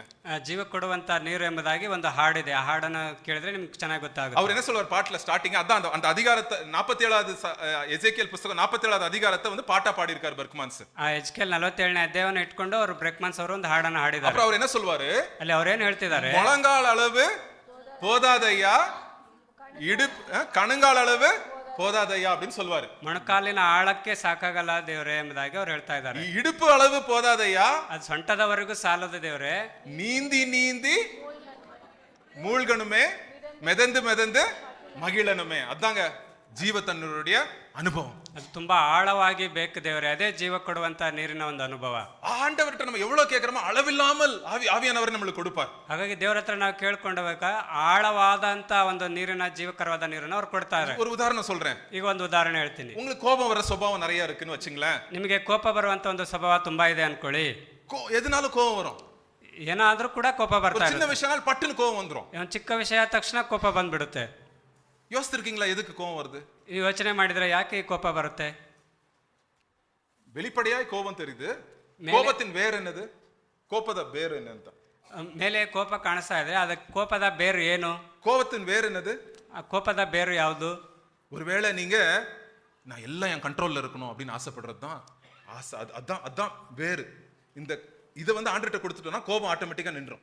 ಅದು ಏನಂತಂದ್ರೆ ನಾವು ಎಲ್ಲವೂ ನಮ್ಮ ಕಂಟ್ರೋಲಲ್ಲಿ ನಮ್ಮ ಅಧೀನದಲ್ಲಿ ನಮ್ಮ ವಶದಲ್ಲಿರ್ಬೇಕು ಅಂತ ಒಂದು ಆಸೆ ಇರುತ್ತಲ್ಲ, ಹಾಗಾಗಿ ಅದೇ ಒಂದು ಕೋಪದ ಬೇರಾಗಿದೆ. சோ நம்ம எதுக்காக ஜெபிக்கணும்? ಹಾಗಾಗಿ ನಾವು ಯಾವುದಕ್ಕಾಗಿ ಪ್ರಾರ್ಥಿಸಬೇಕು? கோபம் பண்ணணும்னு ஜெபிக்கணுமா? இல்ல ஆண்டவரே எல்லாத்தையும் கண்ட்ரோல் பண்ணணும், என் வசத்துல இருக்கணும் அப்படின்னு ஆசைப்படுறேன், அதனால தான் எனக்கு அது நடக்கலன்னு கோபம் வருது, அதுக்காக ஜெபிக்கணுமா? எதுக்கு ஜெபிக்கணும்? வேருக்காக ஜெபிக்கணுமா? மேல இருக்கிற கிளைக்காக ஜெபிக்கணுமா? வேருக்காக ஜெபிக்கணும். ನಾವು ಆ ಕೋಪಕ್ಕಾಗಿ ಅಲ್ಲ, ಆ ಕೋಪದ ಬೇರಿಗಾಗಿ ನಾವು ಪ್ರಾರ್ಥಿಸಬೇಕಾಗಿದೆ. ஆண்டவரே எனக்கு ஏசப்பா நான் வந்து எல்லாம் என் லைஃப்ல தெரிஞ்ச மாதிரி இருக்கணும், எல்லாம் பர்ஃபெக்ட்டா இருக்கணும்னு நினைக்கிறேன், அது நடக்கலன உடனே யாரும் அப்படி செய்யலன உடனே அவங்க மேல நான் கோபப்படுறேன், இல்லாட்டி அந்த சூழ்நிலை மேல கோபப்படுறேன். எனக்கு ஆண்டவரே உம்முடைய ஜீவ தண்ணீர் ஊத்தி என் இருதயத்தை நீங்க கழுவுங்கப்பா அப்படின்னு நம்ம கேட்கிறோம். ನಾವು ಅನೇಕ ಸಾರಿ ನಾನು ಅಂದ್ಕೊಂಡಾಗ ಯಾವುದು ನಡೀಲಿಲ್ಲ ಅಂದಾಗ ನನಗೆ ಕೋಪ ಬರ್ತಾ ಇದೆ, ದೇವರೇ ನಿನ್ನ ಜೀವಕರವಾದ ನೀರನ್ನು ಸುರಿದು ನನ್ನನ್ನ ಕೋಪವನ್ನು ನೀಗಿಸು ಎಂಬುದಾಗಿ ನಾವು ಪ್ರಾರ್ಥಿಸಬೇಕಿದೆ. ஏன் போய் சொல்றோம்? ಯಾಕೆ ನಾವು ಸುಳ್ಳು ಹೇಳ್ತೀವಿ? சடனா போய் சொல்லிடுறோம். ಸಡನ್ ಆಗಿ ನಾವು ಸುಳ್ಳು ಹೇಳ್ಬಿಡ್ತೀವಿ. அதான் வெளியே தெரியுது, பொய் தான் வெளியே தெரியுது. ಅದು ಸುಳ್ಳು ಹೊರಗಡೆ ಕಾಣಿಸ್ತಾ ಇದೆ. பொய்யோட வேர் என்னது? ಆ ಸುಳ್ಳಿನ ಬೇರುಗಳೇನು? என்னது? மத்தவங்களை பிரியப்படுத்தணும். ಬೇರೆಯವ್ರನ್ನ ನಾವು ಪ್ರಿಯಪಡಿಸುವಂಥದ್ದು. அவங்க என்ன பத்தி உண்மையை தெரிஞ்சுக்கிட்டாங்கன்னா அவங்க என்னைய வெறுத்துருவாங்க. ಅವ್ರು ನನ್ನ ಬಗ್ಗೆ ಈ ರೀತಿಯಾಗಿ ಚೆನ್ನಾಗಿ ತಿಳ್ಕೊಂಡ್ರೆ ಅವ್ರು ನನ್ನ ಮೇಲೆ ಎತ್ತುತ್ತಾರೆ. அப்ரூவல் ஆஃப் பீப்புள், மத்தவங்க என்ன அப்ரூவ் பண்ணா அதான் அதான் அந்த இது, அதான் அந்த வேர். ಹಾಗಾಗಿ ಬೇರೆಯವ್ರನ್ನ ನಾವು ತೃಪ್ತಿಪಡಿಸುವಂಥದ್ದೇ ಆ ಒಂದು ಬೇರಾಗಿದೆ. அப்ப நம்ம ஆண்டர்ட்ட போய் என்ன சொல்லணும்? ಹಾಗಾಗಿ ನಾವು ದೇವರ ಹತ್ರ ಹೋಗಿ ಏನು ஆண்டவரே நான் பொய் சொல்லிடுறேன், ದೇವರೇ ನಾನು ಸುಳ್ಳು ಹೇಳಿದ್ದೀನಿ, பட் ஆனா மத்தவங்க என்ன பத்தி பிரியமாய் பார்க்கணும்ன்றதுக்காக நான் பொய் சொல்றேன், ಬೇರೆಯವರು ನನ್ನನ್ನ ಪ್ರಿಯವಾಗಿ ನೋಡ್ಬೇಕೆಂಬುದಾಗಿ ನಾನು ಸುಳ್ಳು ಹೇಳ್ತಾ ಇದ್ದೀನಿ. ஆனாலும் ஆண்டவரே சிலுவையில இருந்து என்ன நீங்க பிரியமா பாத்தீங்க, ಆದ್ರೆ ದೇವರೇ ಆ ಶಿಲುಬೆಯಿಂದ ನೀವು ನನ್ನನ್ನ ಪ್ರಿಯವಾಗಿ என் தப்பு அறிந்து கூட என்ன நேசிக்கிறீங்க, ನನ್ನ ತಪ್ಪು ನಿಮ್ಗೆ ಗೊತ್ತಿದ್ರು ನನ್ನ ಪ್ರೀತಿಸಿದ್ದೀರಾ, எவ்வளவா என்ன நேசிக்கிறீங்க ஆண்டவரே, ಎಷ್ಟು ಆಳವಾಗಿ ನನ್ನನ್ನ ಪ್ರೀತಿಸ್ತೀರಾ ದೇವರೇ. எங்க கணவனுக்கு எங்க மனைவிக்கே தெரியாது என் பாவம், ஆனாலும் ஆண்டவரே உமக்கு தெரியும், ஆனாலும் என்ன நேசிக்கிறீங்க. ನನ್ನ ಗಂಡ ಹೆಂಡತಿಗೂ ನನ್ನ ಪಾಪ ಗೊತ್ತಿಲ್ಲ, ಅಷ್ಟು ಆಳವಾಗಿ ನೀವು ನನ್ನನ್ನ ಪ್ರೀತಿಸ್ತಾ ಇದ್ದೀರಾ. உங்களை அறிந்தும் அவர் இயேசு கிறிஸ்து நேசிக்கிறாருங்க. ನಿನ್ನನ್ನ ಅರಿತುಕೊಂಡು ಕೂಡ ದೇವರು ನಿನ್ನನ್ನ எவ்வளவு பெரிய அன்பு இதுங்க, ಎಷ್ಟು ದೊಡ್ಡದಾದಂತ இத சொல்லவே முடியாதுங்க, ಅದನ್ನ ಹೇಳೋದಕ್ಕೆ ಆಗೋದಿಲ್ಲ. இந்த அன்பு கிட்ட நீங்க வாங்க. ಹಾಗಾಗಿ ಅಂತ ಒಂದು ಪ್ರೀತಿಯ ಬಳಿಗೆ ನೀವು இந்த ಬನ್ನಿ. தண்ணி வந்து உங்களை கழுவட்டும், ಆ ಒಂದು ನೀರು ನಿಮ್ಮನ್ನ இந்த ಸ್ವಚ್ಛಗೊಳಿಸಬೇಕಿದೆ. ஜீவ தண்ணி உங்க இருதயத்தை கழுவட்டும், ಅದು ಆ ಒಂದು ಜೀವಕರವಾದ ನೀರು ನಿಮ್ಮ ಹೃದಯವನ್ನು ತೊಳೆಯಬೇಕಿದೆ. விடுதலையோட நீங்க போவீங்க இங்க இருந்து. ಬಿಡುಗಡೆಯಿಂದ ನೀವು ಇಲ್ಲಿಂದ ಹೋಗ್ತೀರಾ. நாளைக்கு நான் தப்பு பண்ணும்போது ஐயோ ஆண்டவர் ஏதாவது என்ன பனிஷ் பண்ணிடுவாருன்னு பயப்பட மாட்டோம், ஐயோ ஆண்டவருடைய இருதயத்தை நான் உடைச்சிட்டேனே அப்படின்னு தான் பயப்படுவோம். ನಾವು ಏನಾದ್ರು ತಪ್ಪು ಮಾಡಿದ್ರೆ ಅಯ್ಯೋ ನಾನು ಹಾಗೆ ಮಾಡಿಬಿಟ್ಟೆ ಎಂಬುದಾಗಿ ಅಲ್ಲ, ದೇವರು ನನ್ನನ್ನ ಕ್ಷಮಿಸ್ತಾರೆ ಎಂಬುದಾಗಿ ನಾವಿರ್ತೀವಿ. தாவீது வந்து தப்பு பண்ணும்போது ದಾವೀದನು ಕೂಡ ತಪ್ಪು ಮಾಡುವಾಗ அவன் வந்துட்டு என்ன சொல்ல, ஐயோ மாட்டிக்கினேனே அப்படின்னு பயப்படலாம். ಅವನು ಅಯ್ಯೋ ನಾನು ಸಿಗಾಕೊಂಡ್ಬಿಟ್ಟೆ ಎಂಬುದಾಗಿ ಅವನು ಭಯಪಡಲಿಲ್ಲ. ஐயோ ஆண்டவருடைய இருதயத்தை உடைச்சிட்டேனே, ಅಯ್ಯೋ ನಾನು ದೇವರ ಹೃದಯವನ್ನು ಒಡೆದ್ಬಿಟ್ಟೆ, தெரிஞ்சிருந்து இப்படி பண்ணிட்டேனே. ಗೊತ್ತಿದ್ದು ನಾನು ಹೀಗೆ ಮಾಡಿಬಿಟ್ಟೆ. நம்ம சர்ச்ல நீங்க யாராவது தப்பு பண்ணீங்கன்னா உடனே நம்மளுக்கு வர்ற எண்ணம், ஐயோ ஏசப்பாவோட இருதயத்தை நான் உடைச்சிட்டேனே. ಇಂಥ ಒಂದು ಯೋಚನೆ ನಮ್ಮಲ್ಲಿ ಯಾರಿಗಾನೋ ಬಂದ್ರೆ, ಅಯ್ಯೋ ನಾನು ಯೇಸು ಕ್ರಿಸ್ತನ ಹೃದಯವನ್ನು ಒಡೆದ್ಬಿಟ್ನಲ್ಲ அப்படின்னும் போது நமக்கு பாவத்து மேல ஒரு வெறுப்பு வரும். ಆ ರೀತಿ ಆದಾಗ ನಮಗೆ ಪಾಪದ ಮೇಲೆ ಒಂದು ಕೀಳಾದ ಭಾವನೆ ಬರುತ್ತೆ. ஐயோ வேண்டாம், இதை நான் செய்யக்கூடாது, இது வந்து என்னை நேசித்த அந்த இறைவனுடைய இருதயத்தை நான் உடைக்க விட மாட்டேன் நான். ಅಯ್ಯೋ ನನ್ನನ್ನು ಪ್ರೀತಿಸುವಂತ ಹೃದಯವನ್ನು ನಾನು ಒಡೆಯುವುದಿಲ್ಲ ಎಂಬಂತ ಒಂದು ಅನುಭವ ನಮಗೆ ಬರುತ್ತೆ. இதுதான் விடுதலையின் வாழ்க்கை, ಇದೇ ಬಿಡುಗಡೆ ಒಂದು ಜೀವನ. ரோமருக்கு எழுதின நிருபம் 8வது அதிகாரம் 26வது வசனம், ರೋಮ 8:26ನೇ ವಚನ என்ன சொல்லுது? நம்ம பலவீனத்துல இருக்கும்போது எப்படி ஆண்டவர் எப்படி நம்மளுக்கு ஜெபிக்கிறாராம் பாருங்க. நம்மளாலே ஜெபிக்கல இருந்து வாயில இருந்து வார்த்தை வராது, அப்ப என்ன பண்றாரு ஆண்டவர் பாருங்க. அந்தபடியே ஆவியானவர் நமது பலவீனங்களில் நம்மளுடைய பலவீனங்களில் நமக்கு உதவி செய்கிறார். நாம் ஏற்றபடி வேண்டிக் கொள்ள வேண்டியது இன்னதென்று அறியாமல் இருக்கிறபடியால் ஆவியானவர் தாமே வாக்கு கடங்காத பெருமூச்சுகளோடு நமக்காக வேண்டுதல் செய்கிறார். அடுத்தது, ஆவியானவர் தேவனுடைய சித்தத்தின்படியே பரிசுத்தவான்களுக்காக வேண்டுதல் செய்கிறபடியால் இருதயங்களை ஆராய்ந்து பார்க்கிறவர் ஆவியின் சிந்தை இன்னதென்று அறிவார். பாருங்க, ஜெபிக்கிறதுக்கு வார்த்தை இல்லனாலும் ஆவியானவர் நம்மளுக்காக ஜெபிப்பாராங்க. ಪ್ರಾರ್ಥಿಸೋದಕ್ಕೆ ನಮ್ಮಲ್ಲಿ ಮಾತು ಇಲ್ಲ ಅಂದ್ರೂ ಕೂಡ ಪವಿತ್ರಾತ್ಮನು ನಮಗಾಗಿ ಪ್ರಾರ್ಥಿಸ್ತಾರೆ. நம்ம தப்பு பண்ணிட்டோம், ஆண்டவர்ட்ட போறோம், ஆண்டவரே நான் விழுந்துட்டேன், ஆண்டவரே எனக்கு எப்படி ஜெபிக்கனே தெரியல, இதுல இருந்து எப்படி விடுதலை பெறுவேனே தெரியல, எனக்காக நீங்க ஜெபிங்க அப்படின்னு ஆவியானவர் நம்மளுக்காக ஜெபிப்பாராங்க. ನಾವು ತಪ್ಪು ಮಾಡಿಬಿಟ್ವಿ, ದೇವರ ಬಳಿಗೆ ಹೋಗಿ ಮೊಣಕಾಲು ಹಾಕಿದ ತಕ್ಷಣ ದೇವರೇ ನನಗೇನು ಮಾತಾಡಬೇಕು ಅಂತ ಗೊತ್ತಾಗ್ತಿಲ್ಲ ಎಂಬುದಾಗಿ ನಾವು ಅಲ್ಲಿ ಪಶ್ಚಾತ್ತಾಪ ಪಡುವಾಗ ದೇವರು ನಮ್ಮ ಜೊತೆಗೆ ಮಾತಾಡ್ತಾರೆ. உலகத்துல எல்லாரும் உங்களுடைய வெளி தோற்றத்தை தான் பார்த்திருக்காங்க, உங்களுடைய இமேஜை தான் பார்த்திருக்காங்க, உங்க இருதயத்தை யாரும் பார்க்கலங்க. ಈ ಲೋಕದ ಎಲ್ಲರೂ ಕೂಡ ನಮ್ಮ ಒಂದು ಇಮೇಜ್ ಅನ್ನ ಮಾತ್ರ ನೋಡ್ತಾರೆ. ஆனா ஆவியானவர் நம் பலவீனத்தை புரிந்து, நம்ம இருதயத்தில் இருக்கிற பலவீனத்தை புரிந்து நம்மளுக்காக ஜெபிப்பாராம். ಆದ್ರೆ ಇಲ್ಲಿ ಪವಿತ್ರ ಆತ್ಮನು ನಮ್ಮ ಹೃದಯದ ಆಳವನ್ನು ಅರಿತುಕೊಂಡು ನಮಗಾಗಿ ಅವರು ಪ್ರಾರ್ಥಿಸ್ತಾರೆ. எவ்வளவு ஒரு பெரிய பாக்கியம். ಎಷ್ಟು ಒಂದು ದೊಡ್ಡ ಭಾಗ್ಯ ನೋಡಿ. இதாங்க ஜீவ தண்ணீர். ಇದೇ ನಿಜಕರವಾದಂತ ಜೀವದ ஒரு ನೀರು. சிம்பிளான உதாரணத்தை உங்களுக்கு கொடுக்கிறேன். ಇನ್ನೊಂದು ಉದಾಹರಣೆ ಕೊಡ್ತೀವಿ, கொடுத்துட்டு நான் முடிச்சிடுறேன். ಅದನ್ನ ಕೊಟ್ಟು ಮುಗಿಸ್ತಾ எத்தனை ಇದ್ದೀನಿ. பேர் ஓலா ஊபர் கேப்ல போயிருக்கீங்க பெங்களூர்ல? ಎಷ್ಟು ಜನ ಓಲಾ ಯೂಬರ್ எல்லாரும் போய் ಕ್ಯಾಬ್ ಅಲ್ಲಿ ಹೋಗಿರ್ತೀರಿ? இதுக்கு கை தூக்கலாம், இது கை தூக்கலாம். கிறிஸ்து எனக்கு ஜீவன் வந்து அது நீங்க கை தூக்க தேவையில்ல. ಹಾಗಾಗಿ ನೀವೆಲ್ಲರೂ ಕೈ ಎತ್ತಿದ್ದೀರಾ, ಆದ್ರೆ ಕ್ರಿಸ್ತನು ನನಗೆ ಜೀವನ ಅನ್ನುವಂಥದ್ದಕ್ಕೆ ನೀವು ಕೈ. அது பர்சனல் அது. சரி, கார்ல போயிட்டே இருப்பீங்க, அரை மணி நேரம் ஆகும்.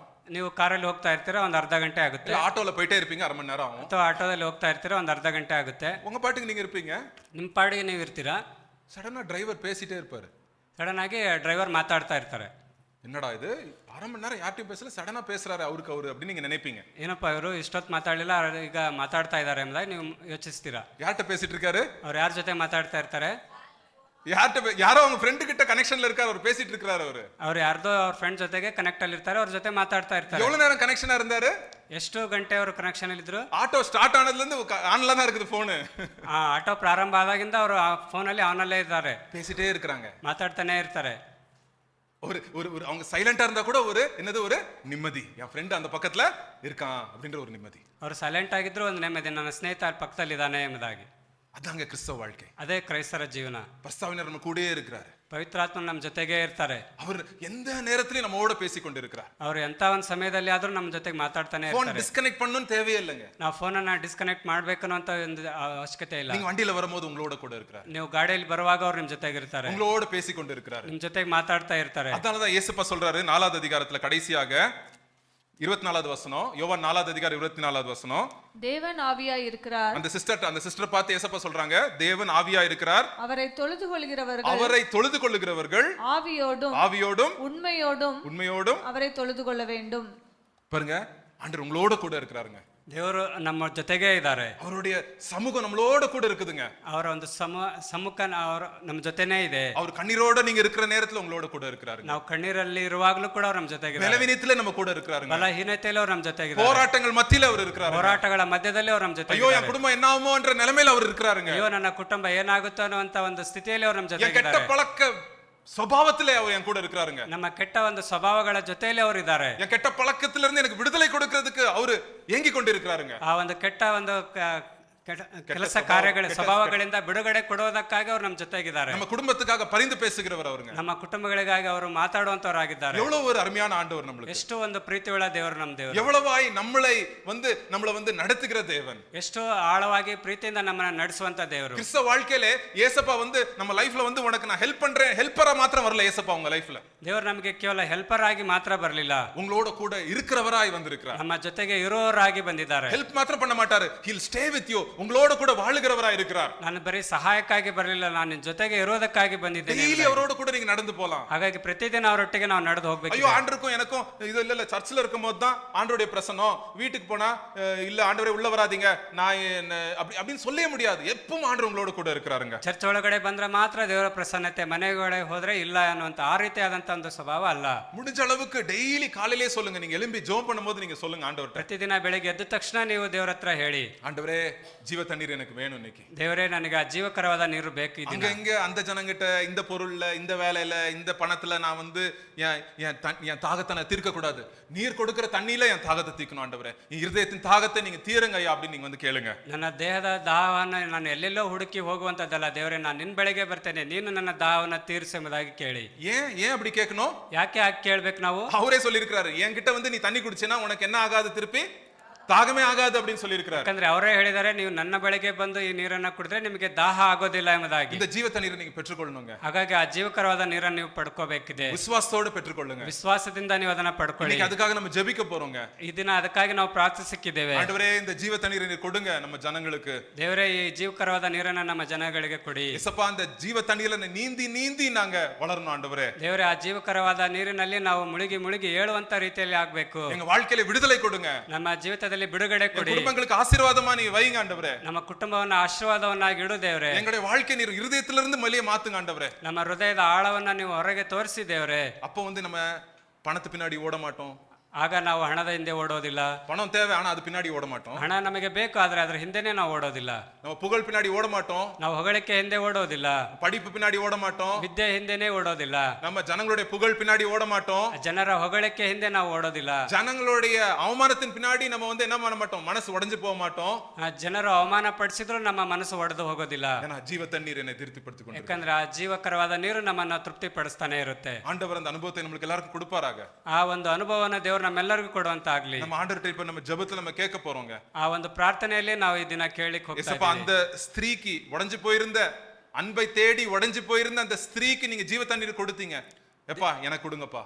ದೇವರೇ, ಆ ಒಡೆದು ಹೋದಂತ ಒಂದು ಸ್ತ್ರೀಯ ಜೀವಿತಕ್ಕಾಗಿ ನೀವು ಆ ಜೀವಕರವಾದ ನೀರನ್ನ ಕೊಟ್ಟಿದ್ರಿ, ಅದನ್ನು ನನಗೂ ಕೊಡಿ ದೇವರೇ. டெய்லி காலையில ஆண்டு ஆவியில நிரம்பி நீங்க ஜெபிக்கிறது கத்துக்கொள்ளுங்க. ಪ್ರತಿದಿನ ಪವಿತ್ರಾತ್ಮನೊಟ್ಟಿಗೆ ಸೇರಿ ನೀವು ಪ್ರಾರ್ಥಿಸೋದನ್ನ காலையில ಕಲಿತು. எழும்பி ஆண்டவரே என்னை உம்முடைய ஆவினாலே நிரப்புங்க அப்படி நீங்க சொல்லுங்க. ಪ್ರತಿದಿನ ಬೆಳಿಗ್ಗೆ ಎದ್ದ ತಕ್ಷಣ ದೇವರೇ ಪವಿತ್ರಾತ್ಮನಿಂದ ನನ್ನ ತುಂಬಿಸಿ ಎಂಬುದಾಗಿ ಕೇಳ್ಕೊಳ್ಳಿ. சிலுவையை பாருங்க, காலையிலே சிலுவை பத்தி யோசிங்க கொஞ்ச நேரம். ಪ್ರತಿದಿನ ಬೆಳಿಗ್ಗೆ ನೀವು ಶಿಲುಬೆಯನ್ನೇ ಕುರಿತು ಯೋಚನೆ ಮಾಡಿ. சிலுவையிலே ஆண்டவருடைய உம்மேல் வைத்திருக்கிற அந்த அன்பை குறித்து கொஞ்சம் யோசிச்சு பாருங்க. ಶಿಲುಬೆ ಮೇಲೆ ದೇವರು ನಿಮಗೆ ಇಟ್ಟಿರುವಂತಹ ಪ್ರೀತಿಯನ್ನ ನೀವು ನೆನೆಸಿ ನೋಡಿ. நிறைய வாட்டி மறந்துடுறோம், அதனாலதான் பாவத்துல விழுந்துடுறோம். ಅನೇಕ ಸಾರಿ ನಾವು ಅದನ್ನ ಮರ್ತಿರ್ತೀವಿ, ಹಾಗಾಗಿ ನಾವು ಪಾಪದಲ್ಲಿ ಬೀಳ್ತೀವಿ. அநேக நேரத்துல ஆண்டவருடைய அன்பை மறந்துடுறோம், அதனாலதான் மத்தவர்களை வந்து நம்ம ஏதாவது பொய் சொல்லிடுறோம், தப்பா பேசிடுறோம். ನಾವು ದೇವರ ಪ್ರೀತಿಯನ್ನ ಮರ್ತಿದ್ರಿಂದ ನಾವು ಬೇರೆಯವರಿಗೆ ಸುಳ್ಳನ್ನ ಹೇಳುವಂತವರಾಗಿರ್ತೀವಿ. வேறொரு ஆசை இல்ல ஆண்டவரே, உம்மை தவிர, உம்மை தவிர. ಬೇರೆ ಒಂದು ಆಸೆ ಇಲ್ಲ ದೇವರೇ ನಿಮ್ಮನ್ನ ಹೊರತಾಗಿ ಎಂಬುದಾಗಿ. சோ இங்க இன்னைக்கு என்ன பார்த்தோம் நம்ம? ಇದನ್ನ ನಾವೇನನ್ನ ನೋಡಿದ್ವಿ? தாகத்தோட தப்பான இடத்துல தாகத்தை தீர்க்க வந்த ஒரு ஸ்திரியை குறித்து நம்ம பார்த்தோம். ತಪ್ಪಾದಂತ ಒಂದು ಸ್ಥಳದಲ್ಲಿ ದಾಹವನ್ನ ಹುಡುಕಿಕೊಂಡ ಬಂದಂತ ಒಬ್ಬ ಸ್ತ್ರೀಯನ್ನ ಕುರಿತು ನೋಡಿದ್ವಿ. கிறிஸ்து எனக்கு ஜீவன், ಕ್ರಿಸ್ತನು ನನಗೆ ಜೀವನ, கிறிஸ்து எனக்கு ஜீவன். ಕ್ರಿಸ್ತನೇ ನನಗೆ ಜೀವನ. என் MBA எனக்கு ஜீவன் அல்ல, ನನ್ನ MBA ನನಗೆ ಜೀವನ ಅಲ್ಲ, என் சாஃப்ட்வேர் ஜாப் வந்து என்னுடைய ஜீவன் அல்ல, ನನ್ನ ಸಾಫ್ಟ್ವೇರ್ ಜಾಬೇ ನನಗೆ ಜೀವನ ಅಲ್ಲ, இயேசு கிறிஸ்து தான் என் ஜீவன். ಯೇಸು ಕ್ರಿಸ್ತರೇ ನನಗೆ ಜೀವನ. அப்படி நம்ம இருக்கும்போது ಹಾಗೆ ನಾವಿರುವಾಗ இருதயத்திலிருந்து ஸ்டார்ட் ஆயிருங்க. காவேரி ஆறு மாதிரி நம்ம இருதயத்திலிருந்து ஓட ஆரம்பிக்குங்க. ನಮ್ಮ ಹೃದಯದಿಂದ ಒಂದು ನೀರಿನ ಪ್ರಾರಂಭವಾಗುತ್ತೆ. அந்த அப்படியே நதிகள் ஓடாடுக்குங்க. ಆ ರೀತಿಯಾದಂತ ನದಿಗಳದು ಓಡ್ತಾ ಇರುತ್ತೆ. அது ஆண்டவர்ட்ட நீங்க ஒப்பு கொடுங்க, ஆண்டவர் வந்து அந்த காரியங்களை செய்வார். ದೇವರೊಟ್ಟಿಗೆ ನೀವು ಅದನ್ನ ಒಪ್ಪಿಸಿಕೊಡಿ, ದೇವರು ಆ ಕಾರ್ಯವನ್ನು இப்ப ಮಾಡ್ತಾರೆ. நம்ம ஜெபிக்க போறோம். நம்ம இப்போ ಈಗ ನಾವು ಪ್ರಾರ್ಥನೆ ಮಾಡ್ಲಿಕ್ಕೆ ಹೋಗ್ತಾ ಇದ್ದೀವಿ. யாருக்கெல்லாம் ஆண்டவரே எனக்கு இது வேணும் அப்படின்னு நீங்க தாகமா இருக்கிறீங்களோ, ஆண்டவர் வந்து அந்த ஜீவ தண்ணீரை கொடுத்து உங்க ஆழமான தாகத்தை தீர்ப்பார். ಯಾರಿಗೆಲ್ಲ ಈ ರೀತಿಯಾದಂತ ನೀರು ಬೇಕು, ಅದನ್ನ ನೀವು ಕೇಳೋದಾದ್ರೆ ದೇವರು ಆ ಒಂದು ಆಳವಾದಂತ ದಾಹವನ್ನ ನಿಮ್ಗೆ ಕೊಡ್ಲಿಕ್ಕಿದೆ. ஏசப்பா சொன்னார், உலக கொடுக்கிற சமாதானத்தை கொடுக்க மாட்டேன், நான் கொடுக்கிற சமாதானத்தை நீங்க பெற்றுக்கொள்வீங்கன்னு சொல்றாரு. ಲೋಕ ಕೊಡುವಂತ ಸಮಾಧಾನ ನಾನು ಕೊಡೋದಿಲ್ಲ, ಆದ್ರೆ ನಾನು ಕೊಡುವಂತ ಸಮಾಧಾನ ನೀವು ಹೊಂದ್ಕೊಳ್ತೀರಾ ಎಂಬುದಾಗಿ. சோ அதை வாங்கிட்டு நம்ம போவோங்க. ಅದನ್ನ ನಾವು ಪಡೆದುಕೊಂಡು ಹೋಗೋಣ.